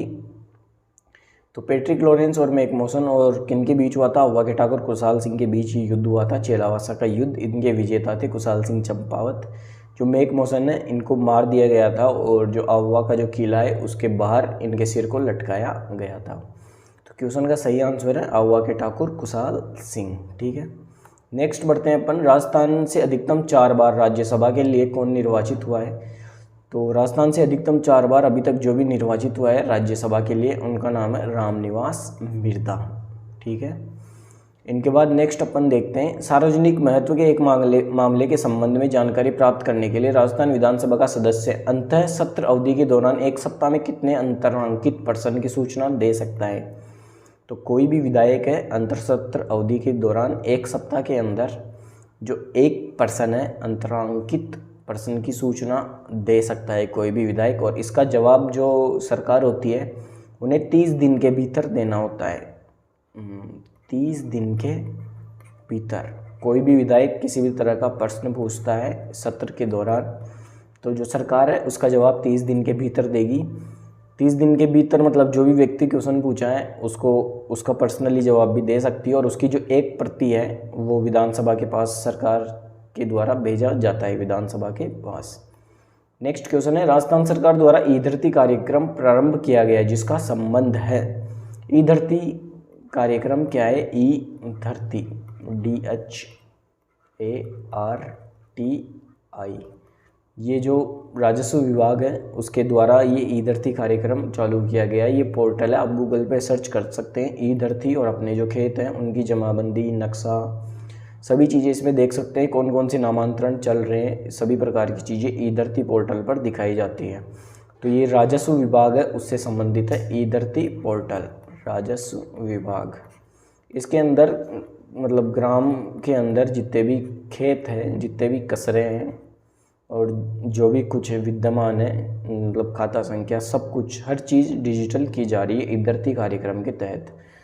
तो इसका ऑप्शन नंबर 1 इसका करेक्ट आंसर है। राज्य के समस्त गांवों के राजस्व मानचित्रों के डिजिटलीकरण से ई धरती कार्यक्रम का संबंध है। नेक्स्ट क्वेश्चन है, निम्नलिखित में से किन अफसरों की हत्या 15 अक्टूबर 1857 को कोटा की विद्रोही राजकीय सेना ने की थी? तो 1857 की क्रांति में जो कोटा के जो अंग्रेज अधिकारी थे कौन कौन थे? मेजर बर्टन थे वहाँ पे, और डॉक्टर सेडलर। इन दोनों की हत्या जो कोटा की विद्रोही जनता है उन्होंने की थी। तो इस क्वेश्चन का सही आंसर है ऑप्शन नंबर 2 और 3। कोटा की क्रांति से किन किन का संबंध है? तो जो लाला हरदयाल है, लाला हरदयाल और मेहराब खां, इन दोनों का संबंध कोटा में जो क्रांति हुई थी उससे है। लाला हरदयाल और मेहराब खां ने अंग्रेज़ों के विरुद्ध, मतलब जो अंग्रेज़ों के विरुद्ध जो विद्रोह है वो लाला हरदयाल और मेहराब खां के नेतृत्व में कोटा की जनता ने किया था। और राजस्थान का एकमात्र ऐसा क्षेत्र है जिसमें कोई सैनिक छावनी नहीं थी, परंतु फिर भी सैनिकों और वहाँ की जनता ने विद्रोह किया था। 6 माह तक जो कोटा का जो किला है वो यहाँ पर जनता के नेतृत्व में या जनता के शासन के अंदर रहा था।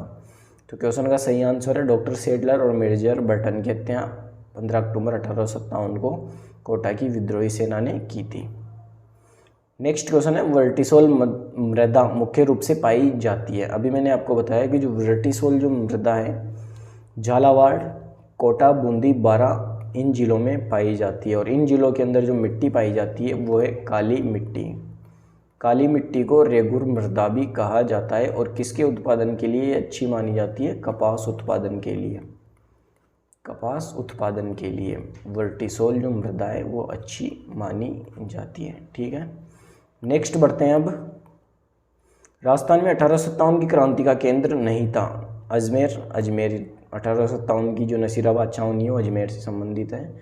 नीमच और आहुआ, इन सब में 1857 के अंदर क्रांति हुई थी। जयपुर के अंदर 1857 में कोई क्रांति नहीं हुई थी। तो 1857 की क्रांति का केंद्र निम्न में से कौन नहीं था? जयपुर।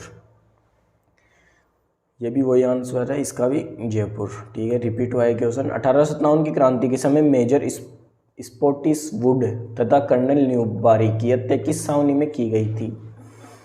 तो जो मेजर स्पॉटिस वुड है तथा न्यूबरी है, इनकी हत्या कौन सी छावनी में हुई थी? नसीराबाद छावनी के अंदर इनकी हत्या हुई थी। नसीराबाद में जो राजस्थान के अंदर पहला सैनिक विद्रोह है कब हुआ था? 28 मई 1857 को ये नसीराबाद के अंदर विद्रोह हुआ था। ठीक है, नसीराबाद के बाद कहाँ हुआ था? नसीराबाद के बाद हुआ था नीमच के अंदर। ठीक है, तो 1857 की क्रांति के समय मेजर स्पॉटिस वुड किस छावनी में हत्या हुई थी? नसीराबाद छावनी में। इसका आंसर भी नसीराबाद ही है। राजीव गांधी सशक्तिकरण योजना सबला का शुभारंभ कब किया गया? जो सबला योजना है वो किशोरी जो युवतियाँ होती हैं उनसे संबंधित है। सबला योजना का 24 जनवरी 2011 में सबला योजना का शुभारंभ किया गया था। ये महिला जो सशक्तिकरण है उससे संबंधित एक योजना है सबला योजना। 24 जनवरी 2011। 24 जनवरी को कौन सा दिवस होता है? राष्ट्रीय बालिका दिवस। राष्ट्रीय बालिका दिवस। राष्ट्रीय बालिका दिवस 24 जनवरी को। ठीक है, इसके बाद नेक्स्ट अपन पढ़ते हैं। राजस्थान में क्रांति का प्रारंभ 28 मई 1857 को नसीराबाद छावनी के किन सैनिकों द्वारा किया गया? जो बंगाल नेटिव इन्फेंट्री है उनके द्वारा 28 मई 1857 को नसीराबाद छावनी के में विद्रोह किया गया था। कौन से नंबर की है ये? जो 15वीं बंगाल नेटिव इन्फेंट्री है उनके द्वारा ये विद्रोह किया गया था 28 मई 1857 को। नेक्स्ट क्वेश्चन है, राजस्थान के राजाओं में वह कौन शासक था जो अपनी सेना के साथ 1857 के संग्राम की सहायता हेतु राज्य से बाहर गया था? मतलब 1857 के संग्राम की सहायता हेतु राज्य से जो बाहर गया था वो अंग्रेजों की सहायता हेतु गया था। कौन सा राजा था ऐसा जो 1857 में अंग्रेजों की सहायता हेतु राज्य से बाहर गया था? तो वो थे बीकानेर के शासक जो है सरदार सिंह। बीकानेर शासक सरदार सिंह जो थे वो अंग्रेजों की सहायता हेतु 1857 में राजस्थान से बाहर गए थे। नेक्स्ट क्वेश्चन है, शुभ शक्ति योजना 2022 इंपॉर्टेंट है।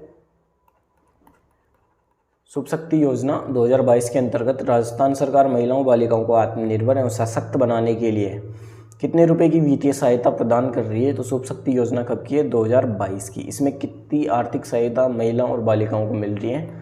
55,000 रुपये की आर्थिक सहायता सरकार द्वारा महिलाओं बालिकाओं को दी जा रही है। राजस्थान में से निम्नलिखित कौन से 4 शहरों को स्मार्ट शहरों के रूप में विकसित करने के लिए सूचीबद्ध किया गया है? जो राजस्थान ने मतलब स्मार्ट सिटी योजना मतलब केंद्र सरकार की है। केंद्र सरकार की कौन सी योजना है? स्मार्ट सिटी योजना। स्मार्ट सिटी योजना, स्मार्ट शहर योजना कब की है ये योजना? स्मार्ट शहर योजना जून 2015 की। जून 2015 की। इसके अंतर्गत जो चुने हुए शहर होते हैं उन्हें अच्छे तरीके से और भी बेहतर तरीके से डेवलप किया जाता है स्मार्ट शहर योजना के तहत। तो राजस्थान के कितने शहर इसमें सूचीबद्ध हैं? एक तो है जयपुर, उदयपुर, कोटा और अजमेर। इन 4 शहरों को स्मार्ट शहर के अंदर चुना गया है। अब इनका डेवलपमेंट कार्य चल रहा है जयपुर, उदयपुर, कोटा और अजमेर का। नेक्स्ट क्वेश्चन है, राजस्थान में कृषक उपहार योजना के तहत कितने मूल्य की कृषि उपज के विक्रय पर कृषक को ई कूपन प्राप्त होगा? ठीक है, तो कितने मूल्य की कृषि उपज के विक्रय पर कृषक को ई कूपन प्राप्त होगा? तो इसका सीधा सा आंसर है 10,000 रुपये या उससे अधिक। ठीक है, 10,000 रुपये या उससे अधिक की फसल बेचने पर जो भी किसान है उसे ई कूपन प्राप्त हो जाएगा 10,000 रुपये। नेक्स्ट है, राजस्थान के कोटा राज्य में 1857 के महान विद्रोह का नेतृत्व करने वाले कौन थे? अभी मैंने आपको बताया लाला हरदयाल और जो मेहराब खां हैं उन्होंने कोटा के अंदर विद्रोह का नेतृत्व किया था। लाला हरदयाल पेशे से एक वकील थे और मेहराब खां ये एक रिसालदार थे। इस क्रांति के बाद इन दोनों को, लाला हरदयाल और मेहराब खां को फांसी पर लटका दिया गया था। राजस्थान विधानसभा में सर्वाधिक बार बजट प्रस्तुत किया है। सबसे ज़्यादा बार बजट प्रस्तुत करने वाले मुख्यमंत्री कौन है? वो है अशोक गहलोत। ये अभी वर्तमान में तीसरी बार मुख्यमंत्री जो बने हैं वो हैं अशोक गहलोत। ठीक है, अशोक गहलोत, इन्होंने सर्वाधिक बार बजट प्रस्तुत किया है। राज्य की पहली व एकमात्र जो महिला मुख्यमंत्री है वो है वसुंधरा राजे। नेक्स्ट क्वेश्चन है, मिट्टी के प्रकार और जलवायु प्रदेश कौन कौन से हैं? जो जलवायु प्रदेश उनमें कौन सी मिट्टी पाई जाती है? अभी मैंने आपको बताया कि जो एरिडोसोल मिट्टी है वो शुष्क एवं अर्धशुष्क जो प्रदेश है उनमें पाई जाती है एरिडोसोल मिट्टी। जैसलमेर, बीकानेर, बाड़मेर जो क्षेत्र है उसके अंदर ये मिट्टी पाई जाती है। इंसेप्टिसोल मिट्टी पाई जाती है अर्धशुष्क एवं आर्द्र प्रदेशों में। इसका मतलब है कि जो पाली सिरोही क्षेत्र है या फिर जो बांसवाड़ा क्षेत्र है उनके अंदर इंसेप्टिसोल मिट्टी पाई जाती है। एल्फिसोल मिट्टी पाई जाती है उप आर्द्र एवं आर्द्र प्रदेश के अंदर। कौन कौन से उपाद्र आर्द्र प्रदेश के अंतर्गत आते हैं? टोंक हो गया, जयपुर हो गया, अलवर हो गया, धौलपुर, ये सारे इसी क्षेत्र के अंतर्गत आते हैं। वर्टिसोल मिट्टी में कोटा, बूंदी, बारा, झालावाड़ जो हाड़ौती प्रदेश है वो आता है आर्द्र एवं अति आर्द्र। तो क्वेश्चन का सही आंसर हो गया 1, 2, 3 और 4। ये मिट्टी बहुत इंपॉर्टेंट है, किसी न किसी एग्जाम में हर बार मिट्टी जो राजस्थान में मतलब मिट्टी का वैज्ञानिक वर्गीकरण है उसके आधार पर हर बार कोई सा भी एग्जाम हो इनमें से एक क्वेश्चन हमेशा पूछा जाता है, इसलिए आपको ये याद करना है अच्छे से। नेक्स्ट क्वेश्चन है, नीमच के विद्रोह की तिथि थी। नसीराबाद के बाद राजस्थान में दूसरी सैनिक छावनी में जो विद्रोह हुआ था वो नीमच के अंदर हुआ था। कब हुआ था? 3 जून 1857 को। 28 मई को नसीराबाद के अंदर हुआ था।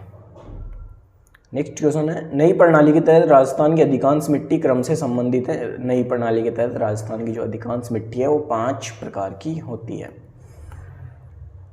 अब हम पढ़ते हैं वाद्य यंत्रों के बारे में। पहली क्लास में अपन ने सुशीर वाद्य यंत्र के बारे में पढ़ा था। दूसरी क्लास में तत् वाद्य यंत्र के बारे में पढ़ा था। सुशीर जिन्हें फूंक से बजाया जाता है, तत् जिन्हें तार के माध्यम से बजाया जाता है। अब हम पढ़ रहे हैं घन वाद्य यंत्र। घन वाद्य यंत्र क्या होते हैं? घन वाद्य यंत्र ये वे वाद्य यंत्र हैं जो धातुओं से बने होते हैं, किसी भी प्रकार की ये धातु हो सकती हैं। और इसके बाद है अवनद वाद्य यंत्र। अवनद वाद्य यंत्र कौन से हैं? जो चमड़े की सहायता से जिनका निर्माण किया जाता है, चमड़े की खाल वाल कुछ भी चढ़ाकर उनका निर्माण किया जाता है अवनद वाद्य यंत्रों का। तो घन वाद्य यंत्र में अपन जिस शॉर्ट ट्रिक से याद करने वाले हैं वो है श्री महात्मा रथ से झांक कर चीख बड़े। ठीक है, ये हमारी शॉर्ट ट्रिक है। अब अपन देखते हैं कि किससे क्या होता है। श्री से हुआ, एक मिनट पेन अपन चेंज कर लेते हैं। श्री से हुआ श्री मंडल, श्री मंडल। महात्मा में से हुआ मंजीरा, मंजीरा। हाँ से हुआ हाकल, में से हुआ माठे, माठे। र से हुआ रमझोल, रमझोल। थ से क्या हुआ? थ से हुआ थाली, थाली। श्री महात्मा रथ से जाकर चीख बड़े। ठीक है, श्रीमंडल, मंजीरा, हाकल, माठे, रमझोल, थाली। क से हुआ करताल, करताल। ठीक है, ज से हुआ झांझ, झांझ। कौन सा वाद्य यंत्र है? ये घन वाद्य यंत्र है। फिर कैसे हुआ कागरच, कागरच। ची से हुआ चीपिया, चीपिया। ये भी एक वाद्य यंत्र है, चीपिया। ठीक है, बड़े से हुआ भरनी, भरनी। तो ठीक है, ये सारे घन वाद्य यंत्र हैं। श्रीमंडल, मंजीरा, हाकल, माठे, रमझोल, थाली, झांझ, करताल, कागरच, चीपिया और भरनी। अब इनके बारे में जो भी इंपॉर्टेंट क्वेश्चन है अपन एक बार देख लेते हैं कि किससे क्या क्वेश्चन बनता है। निम्नलिखित में से पहला क्वेश्चन अपना निम्नलिखित में से कौन सा घन लोक वाद्य यंत्र नहीं है? घन लोक वाद्य यंत्र मतलब जो भी धातु से निर्मित है, ऐसा कौन सा वाद्य यंत्र है वो नहीं है धातु से निर्मित? तो जो मंजीरा है वो धातु से निर्मित है, अभी अपन ने पढ़ा। चीपियाँ हैं वो भी धातु से निर्मित हैं। जो हाकल है वो भी धातु से निर्मित है।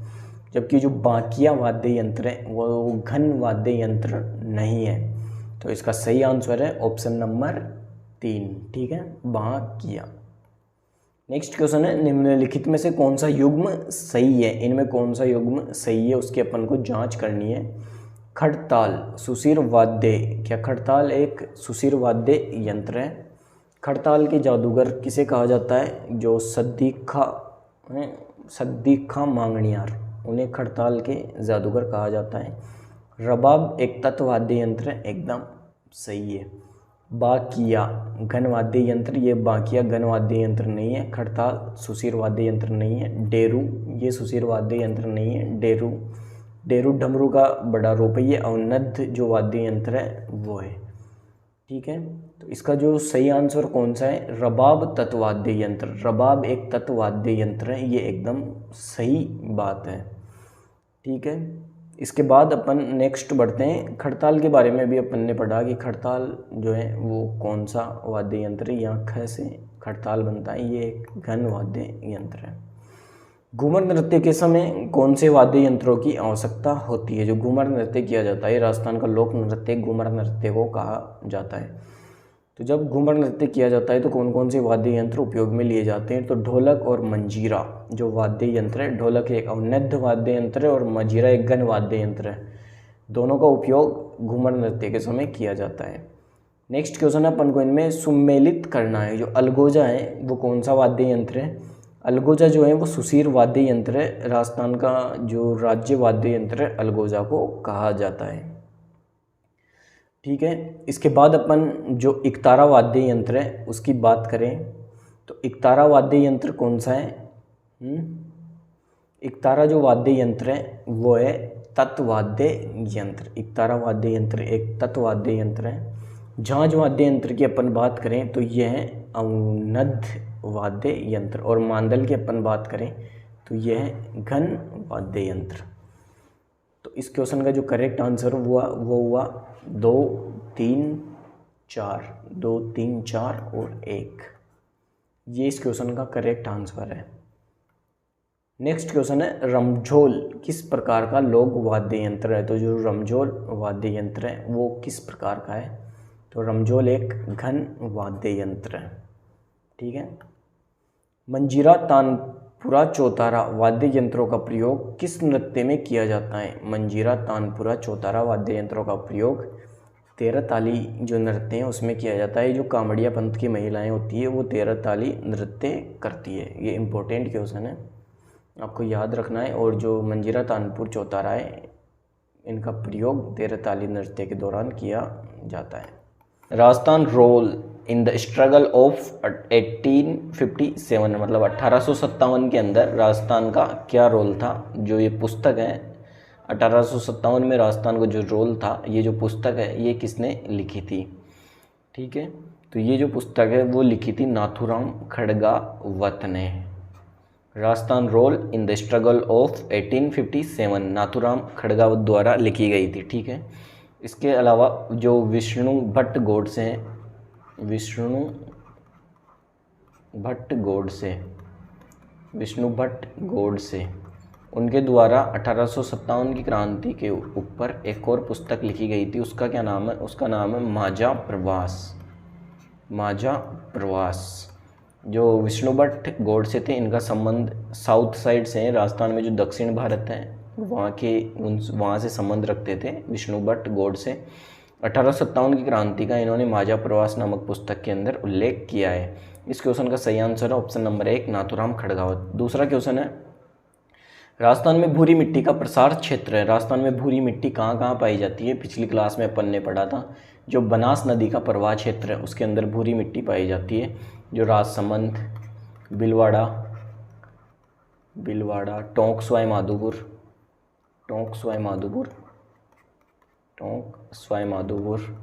इसके आसपास का जो एरिया है, नदी के आसपास का जो एरिया, उसके अंदर भूरी मिट्टी पाई जाती है। ठीक है, तो बनास नदी का जो प्रवाह क्षेत्र है उसमें पाई जाती है। हाड़ौती का जो पठार है उसमें काली मिट्टी पाई जाती है। राजस्थान का जो दक्षिण भाग है उसमें लाल लोमी मिट्टी पाई जाती है। ठीक है, नेक्स्ट क्वेश्चन है, राजस्थान उच्च न्यायालय की मुख्य पीठ कहाँ है? राजस्थान उच्च न्यायालय की मुख्य पीठ कहाँ है? आप सभी को पता है कि ये पीठ है जोधपुर के अंदर। जो अनुच्छेद 214 है, अनुच्छेद 214 भारतीय संविधान का जो अनुच्छेद 214 है उसके अंदर प्रत्येक राज्य के अंदर एक उच्च न्यायालय होगा। उच्च न्यायालय, अनुच्छेद 214 में उच्च न्यायालय के बारे में बताया गया है। ठीक है, जोधपुर के अंदर इसकी जो प्रधान पीठ है वो है। राजस्थान में जो उच्च न्यायालय की स्थापना है वो कब हुई थी?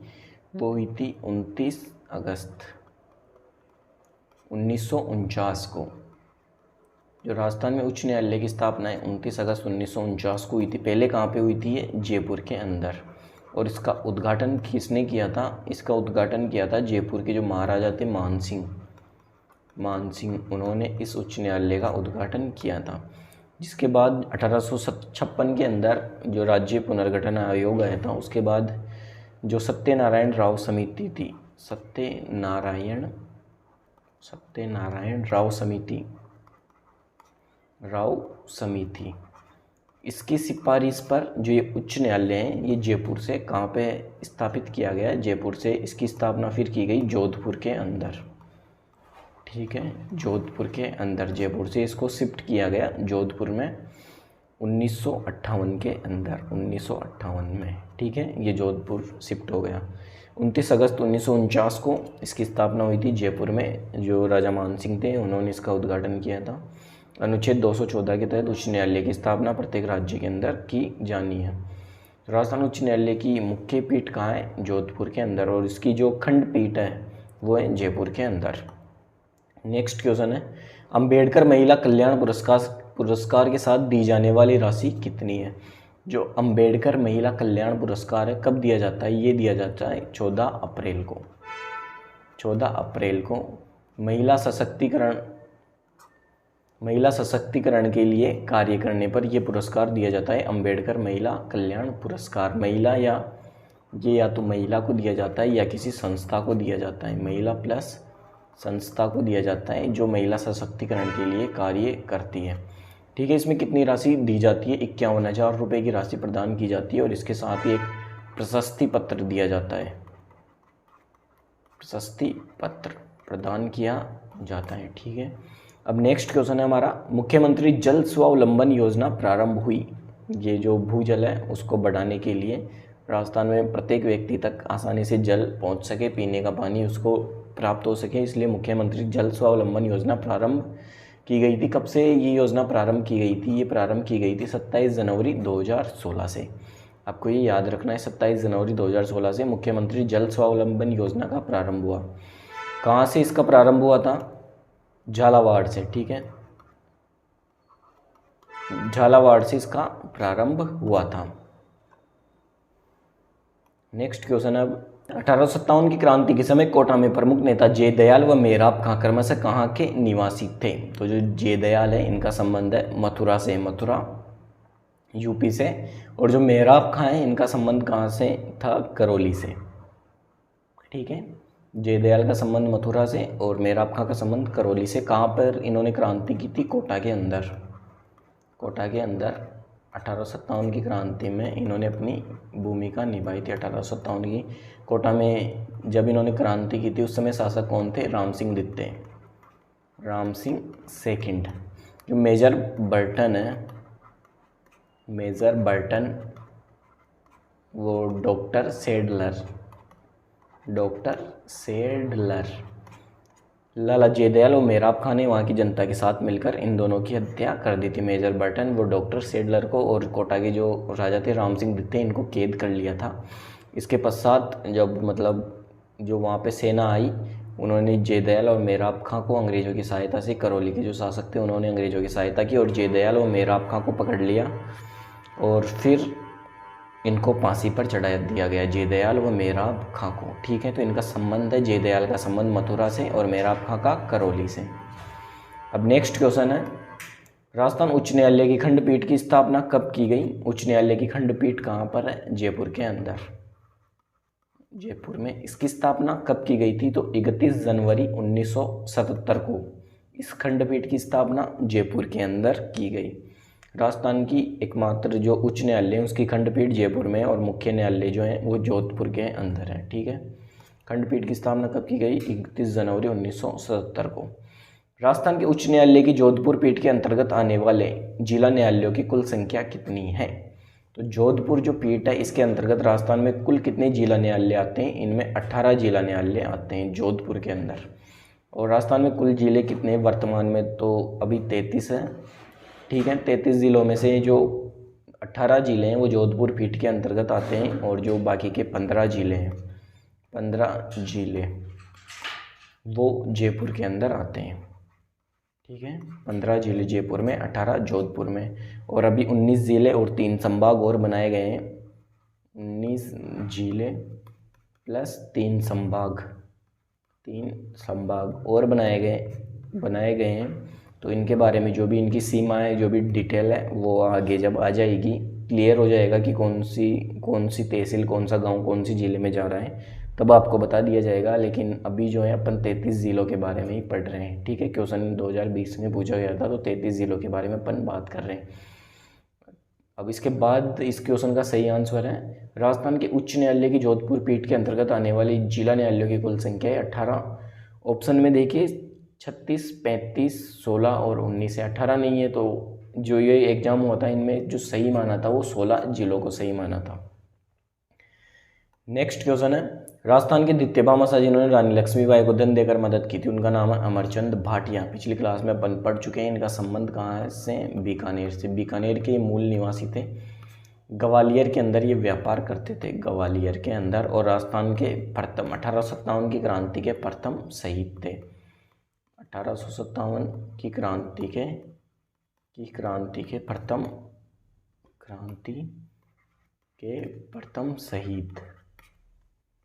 प्रथम शहीद थे। ये कौन थे? अमरचंद भाटिया।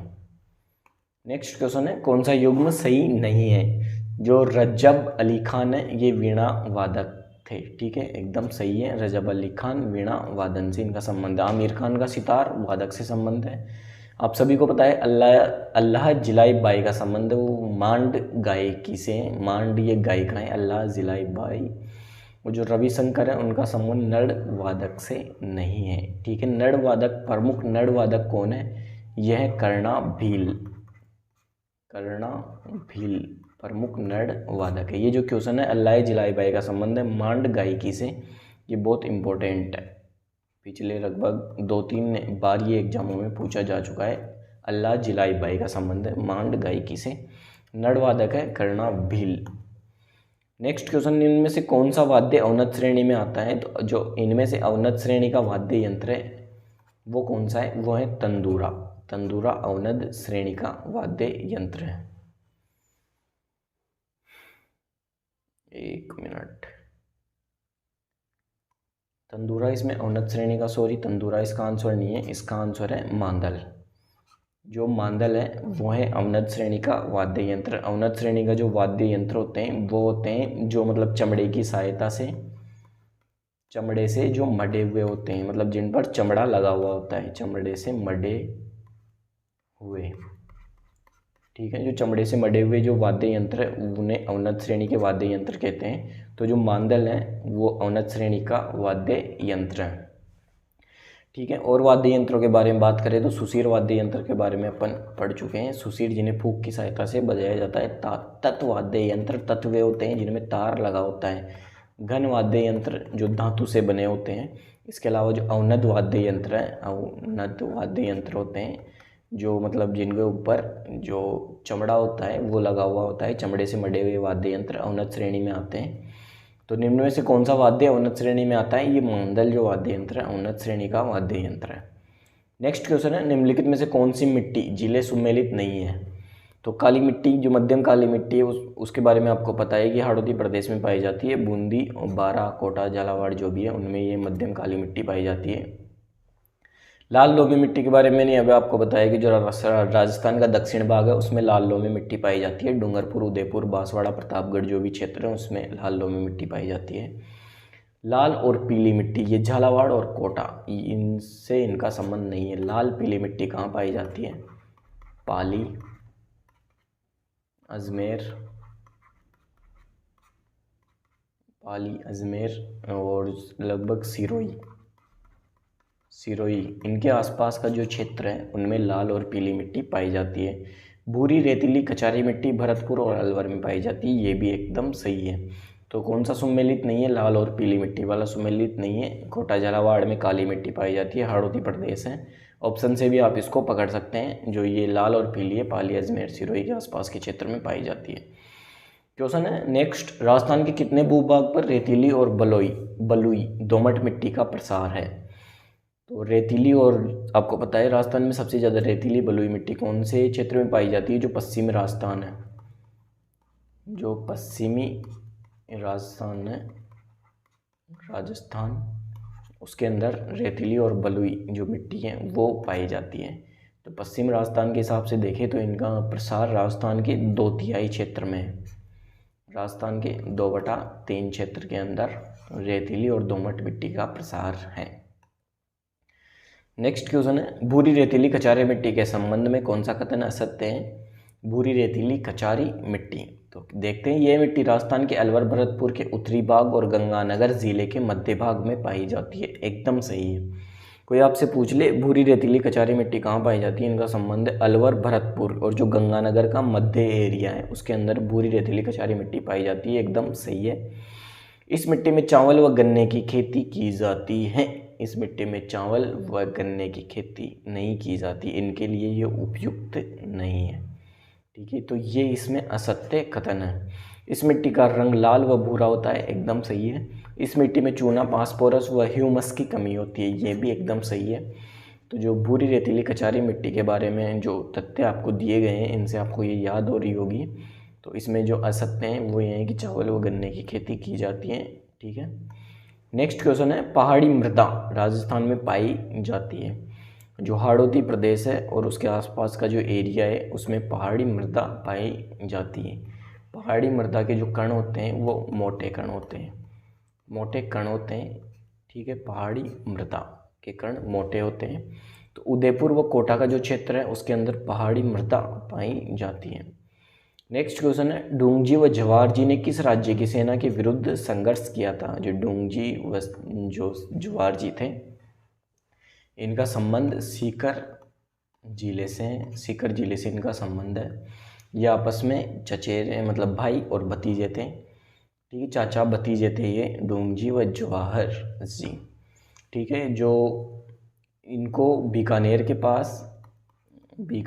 पास अंग्रेज़ों की जो अंग्रेज़ थे, अंग्रेज और जो बीकानेर और जोधपुर की सेना थी, बीकानेर प्लस जोधपुर की सेना जो थी उन्होंने इनको घेर लिया था बीकानेर के समीप। अंग्रेज़ों और बीकानेर व जोधपुर की सेना ने डूंगजी व जवाहर जी को विरुद्ध इन्होंने मतलब बीकानेर व जोधपुर की सेना के विरुद्ध संघर्ष किया था। डूंगजी व जवाहर जी क्या करते थे? ये अमीरों से धन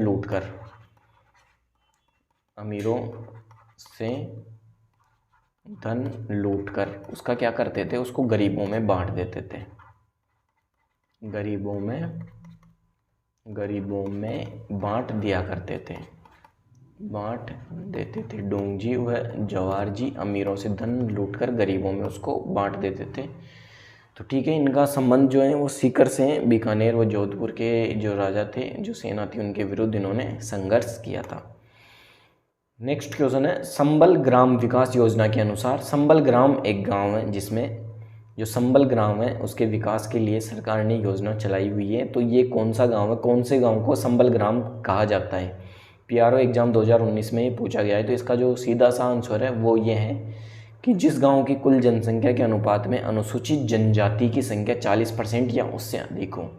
जो गांव है उसकी जो कुल जनसंख्या है उसके अंदर 40% से अधिक जनसंख्या किसकी होनी चाहिए?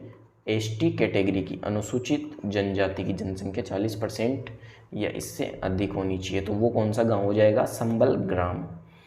ठीक है, इसके बाद नेक्स्ट अपन पढ़ते हैं मोरचंग ज्यूप होर्प है। तो आपको याद होगा कि मोरचंग जो वाद्य यंत्र है, कौन सा वाद्य यंत्र है, ये एक सुसीर वाद्य यंत्र है मोरचंग,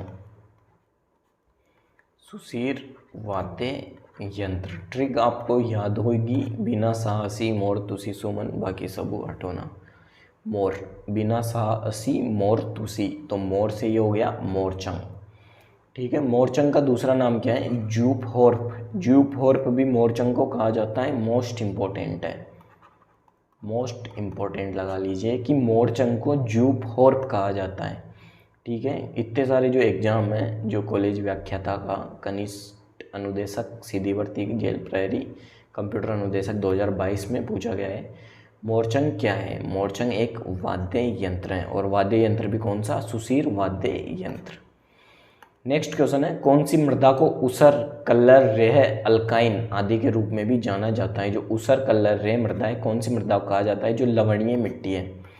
लवणीय मिट्टी को इन सब नामों से भी जाना जाता है। लवणीय मिट्टी कहाँ कहाँ पाई जाती है, जो हनुमानगढ़,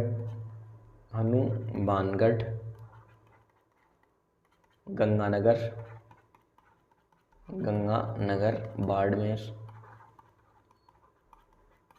इनके आसपास के जो कुछ क्षेत्र हैं उनके अंदर ये लवणीय मिट्टी है, ये पाई जाती है। कोटा के अंदर भी कुछ स्थानों पर लवणीय मिट्टी पाई जाती है। तो लवणीय मिट्टी कौन सा मृदा का ऊसर, कल्लर, रे, अल्काइन आदि के रूप में जाना जाता है। लवणीय मिट्टी को इसके रूप में जाना जाता है। लवणीय मिट्टी या जो क्षारीय मिट्टी होती है, उनके उपचार के लिए किसका उपयोग किया जाता है, जिप्सम का। जिप्सम जो खनिज है उनका उपयोग किया जाता है इनको मिट्टी को जो उपजाऊ है वो बनाने में, लवणीय मिट्टी को उपजाऊ बनाने में।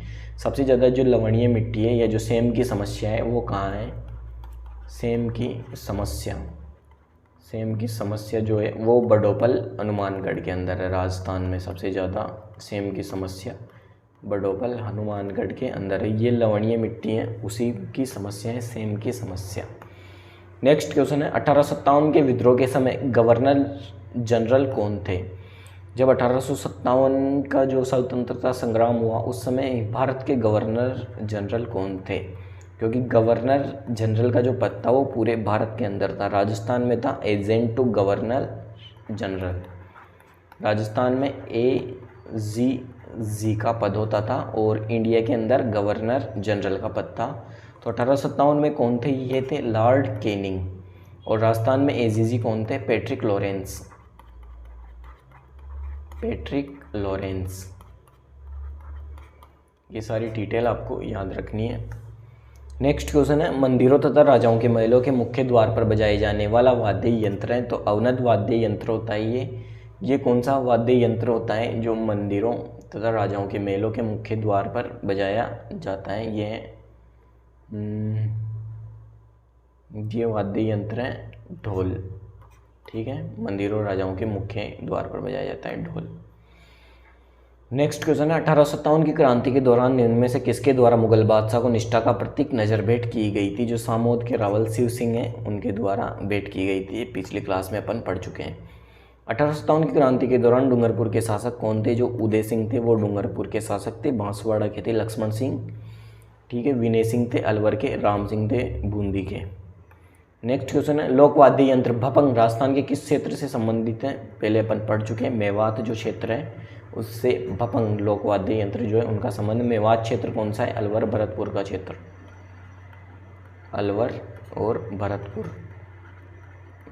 का जो क्षेत्र है उससे संबंध है। मेवाड़ कौन सा है, उदयपुर चित्तौड़गढ़ का जो क्षेत्र है मेवाड़ है, मेरवाड़ा।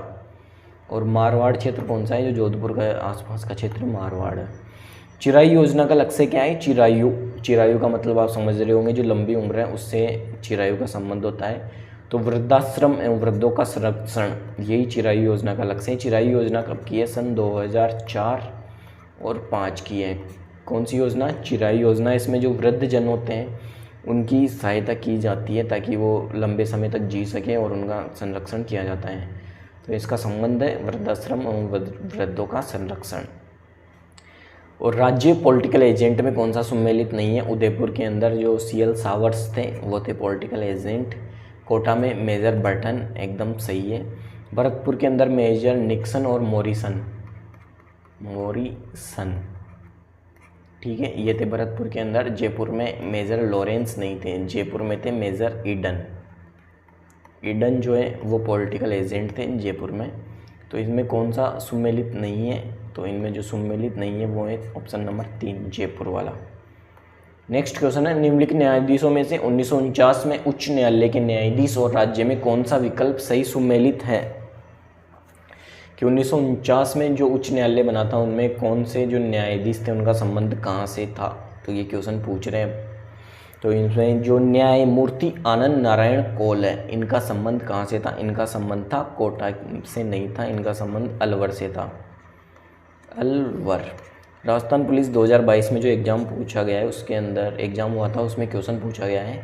तो न्यायमूर्ति आनंद नारायण कौल का संबंध अलवर से, ठीक है। न्यायमूर्ति जो के शर्मा थे उनका संबंध था भरतपुर से, ये एकदम सही है। न्यायमूर्ति त्रिलोचन दत्त, इनका संबंध अलवर से नहीं था, इनका संबंध था बीकानेर से, इनका संबंध था। जो त्रिलोचन दत्त हैं उनका संबंध बीकानेर से। न्यायमूर्ति खेमचंद गुप्ता का संबंध बीकानेर से नहीं था, इनका संबंध था कोटा से। तो इनमें अपन को सही विकल्प को चुनना है, तो सही विकल्प है न्यायमूर्ति के शर्मा, भरतपुर से संबंधित थे। कमलकांत वर्मा राजस्थान के पहले क्या थे? ये पहले न्यायाधीश थे, ठीक है, पहले न्यायाधीश थे, मुख्य न्यायाधीश थे कमलकांत वर्मा। जब राजस्थान में उच्च न्यायालय की स्थापना हुई 29 अगस्त 1949 को, तो उस समय जो मुख्य न्यायाधीश बने वो थे कमलकांत वर्मा। नेक्स्ट क्वेश्चन है, भारत के प्रथम स्वतंत्रता संग्राम में जो भोजन सामग्री क्रांतिकारी संदेश के साथ गाँव में वितरित की जाती थी वह थी? जो 1857 की जो क्रांति हुई थी उसमें जो इसका जो प्रतीक चिन्ह था वो क्या था? 1857 की क्रांति का, तो इसके प्रतीक चिन्ह के रूप में रोटी और जो कमल का फूल है, कमल का फूल, इनको जाना जाता है, रोटी और कमल का फूल। तो 1857 की क्रांति के प्रतीक चिन्ह क्या थे? रोटी और कमल का फूल। तो ऑप्शन में संदेश के साथ गांव में जो वितरित की जाती थी वह थी रोटी, ठीक है। 1857 की जो क्रांति थी उसकी शुरुआत राजस्थान में कब हुई थी? नसीराबाद सैनिक छावनी से 28 मई 1857 में। इसके बाद कहाँ से हुई थी? नीमच 3 जून, ठीक है। राजस्थान में कितनी सैनिक छावनियाँ थी? 6 सैनिक छावनियाँ थी। नेक्स्ट क्वेश्चन है, राजस्थान में मई 2018 से महिला कर्मचारियों के लिए लागू की गई चाइल्ड केयर लीव की अवधि क्या है? कोई भी महिला जो राजस्थान सरकार के अंदर वर्तमान में कर्मचारी है या मई 2018 के बाद से जो कर्मचारी है या इनके पहले से मतलब ये पॉलिसी आई थी मई 2018 में, तो जो भी राजस्थान में महिला कर्मचारी है उनके जो छुट्टी का प्रावधान है अपने बच्चों की देखभाल के लिए, बच्चों की देखभाल के लिए राजस्थान में चाइल्ड केयर लीव जो पॉलिसी है वो आई, कब आई है? मई 2018 में। इसके अंतर्गत क्या होता है? इसके अंतर्गत ये होता है कि कोई भी महिला अपने बच्चों की जो देखभाल है उसके लिए छुट्टी ले सकती है। तो अपने पूरे कार्यकाल में वो कितने अवधि तक अपने बच्चों की देखभाल के लिए छुट्टी ले सकती है? अपना क्वेश्चन है। तो लगभग 2 वर्ष तक महिला अपने बच्चों की देखभाल के लिए छुट्टी ले सकती है। तो इसमें 730 दिन, ये हमारा सही आंसर है, 730 दिन, ठीक है। कितने समय की अवधि के लिए ये अवकाश ले सकती है महिलाएं? तो एक बार में इनको मतलब 15 दिन से 180 दिन तक का अवकाश मिल सकता है। एक बार में 15 दिन से 180 दिन तक का अवकाश इनको मिल सकता है, चाइल्ड केयर लीव जिसे कहते हैं। टोटल इन जो महिला होती है अपने कार्यकाल में 730 दिन का अवकाश ले सकती है।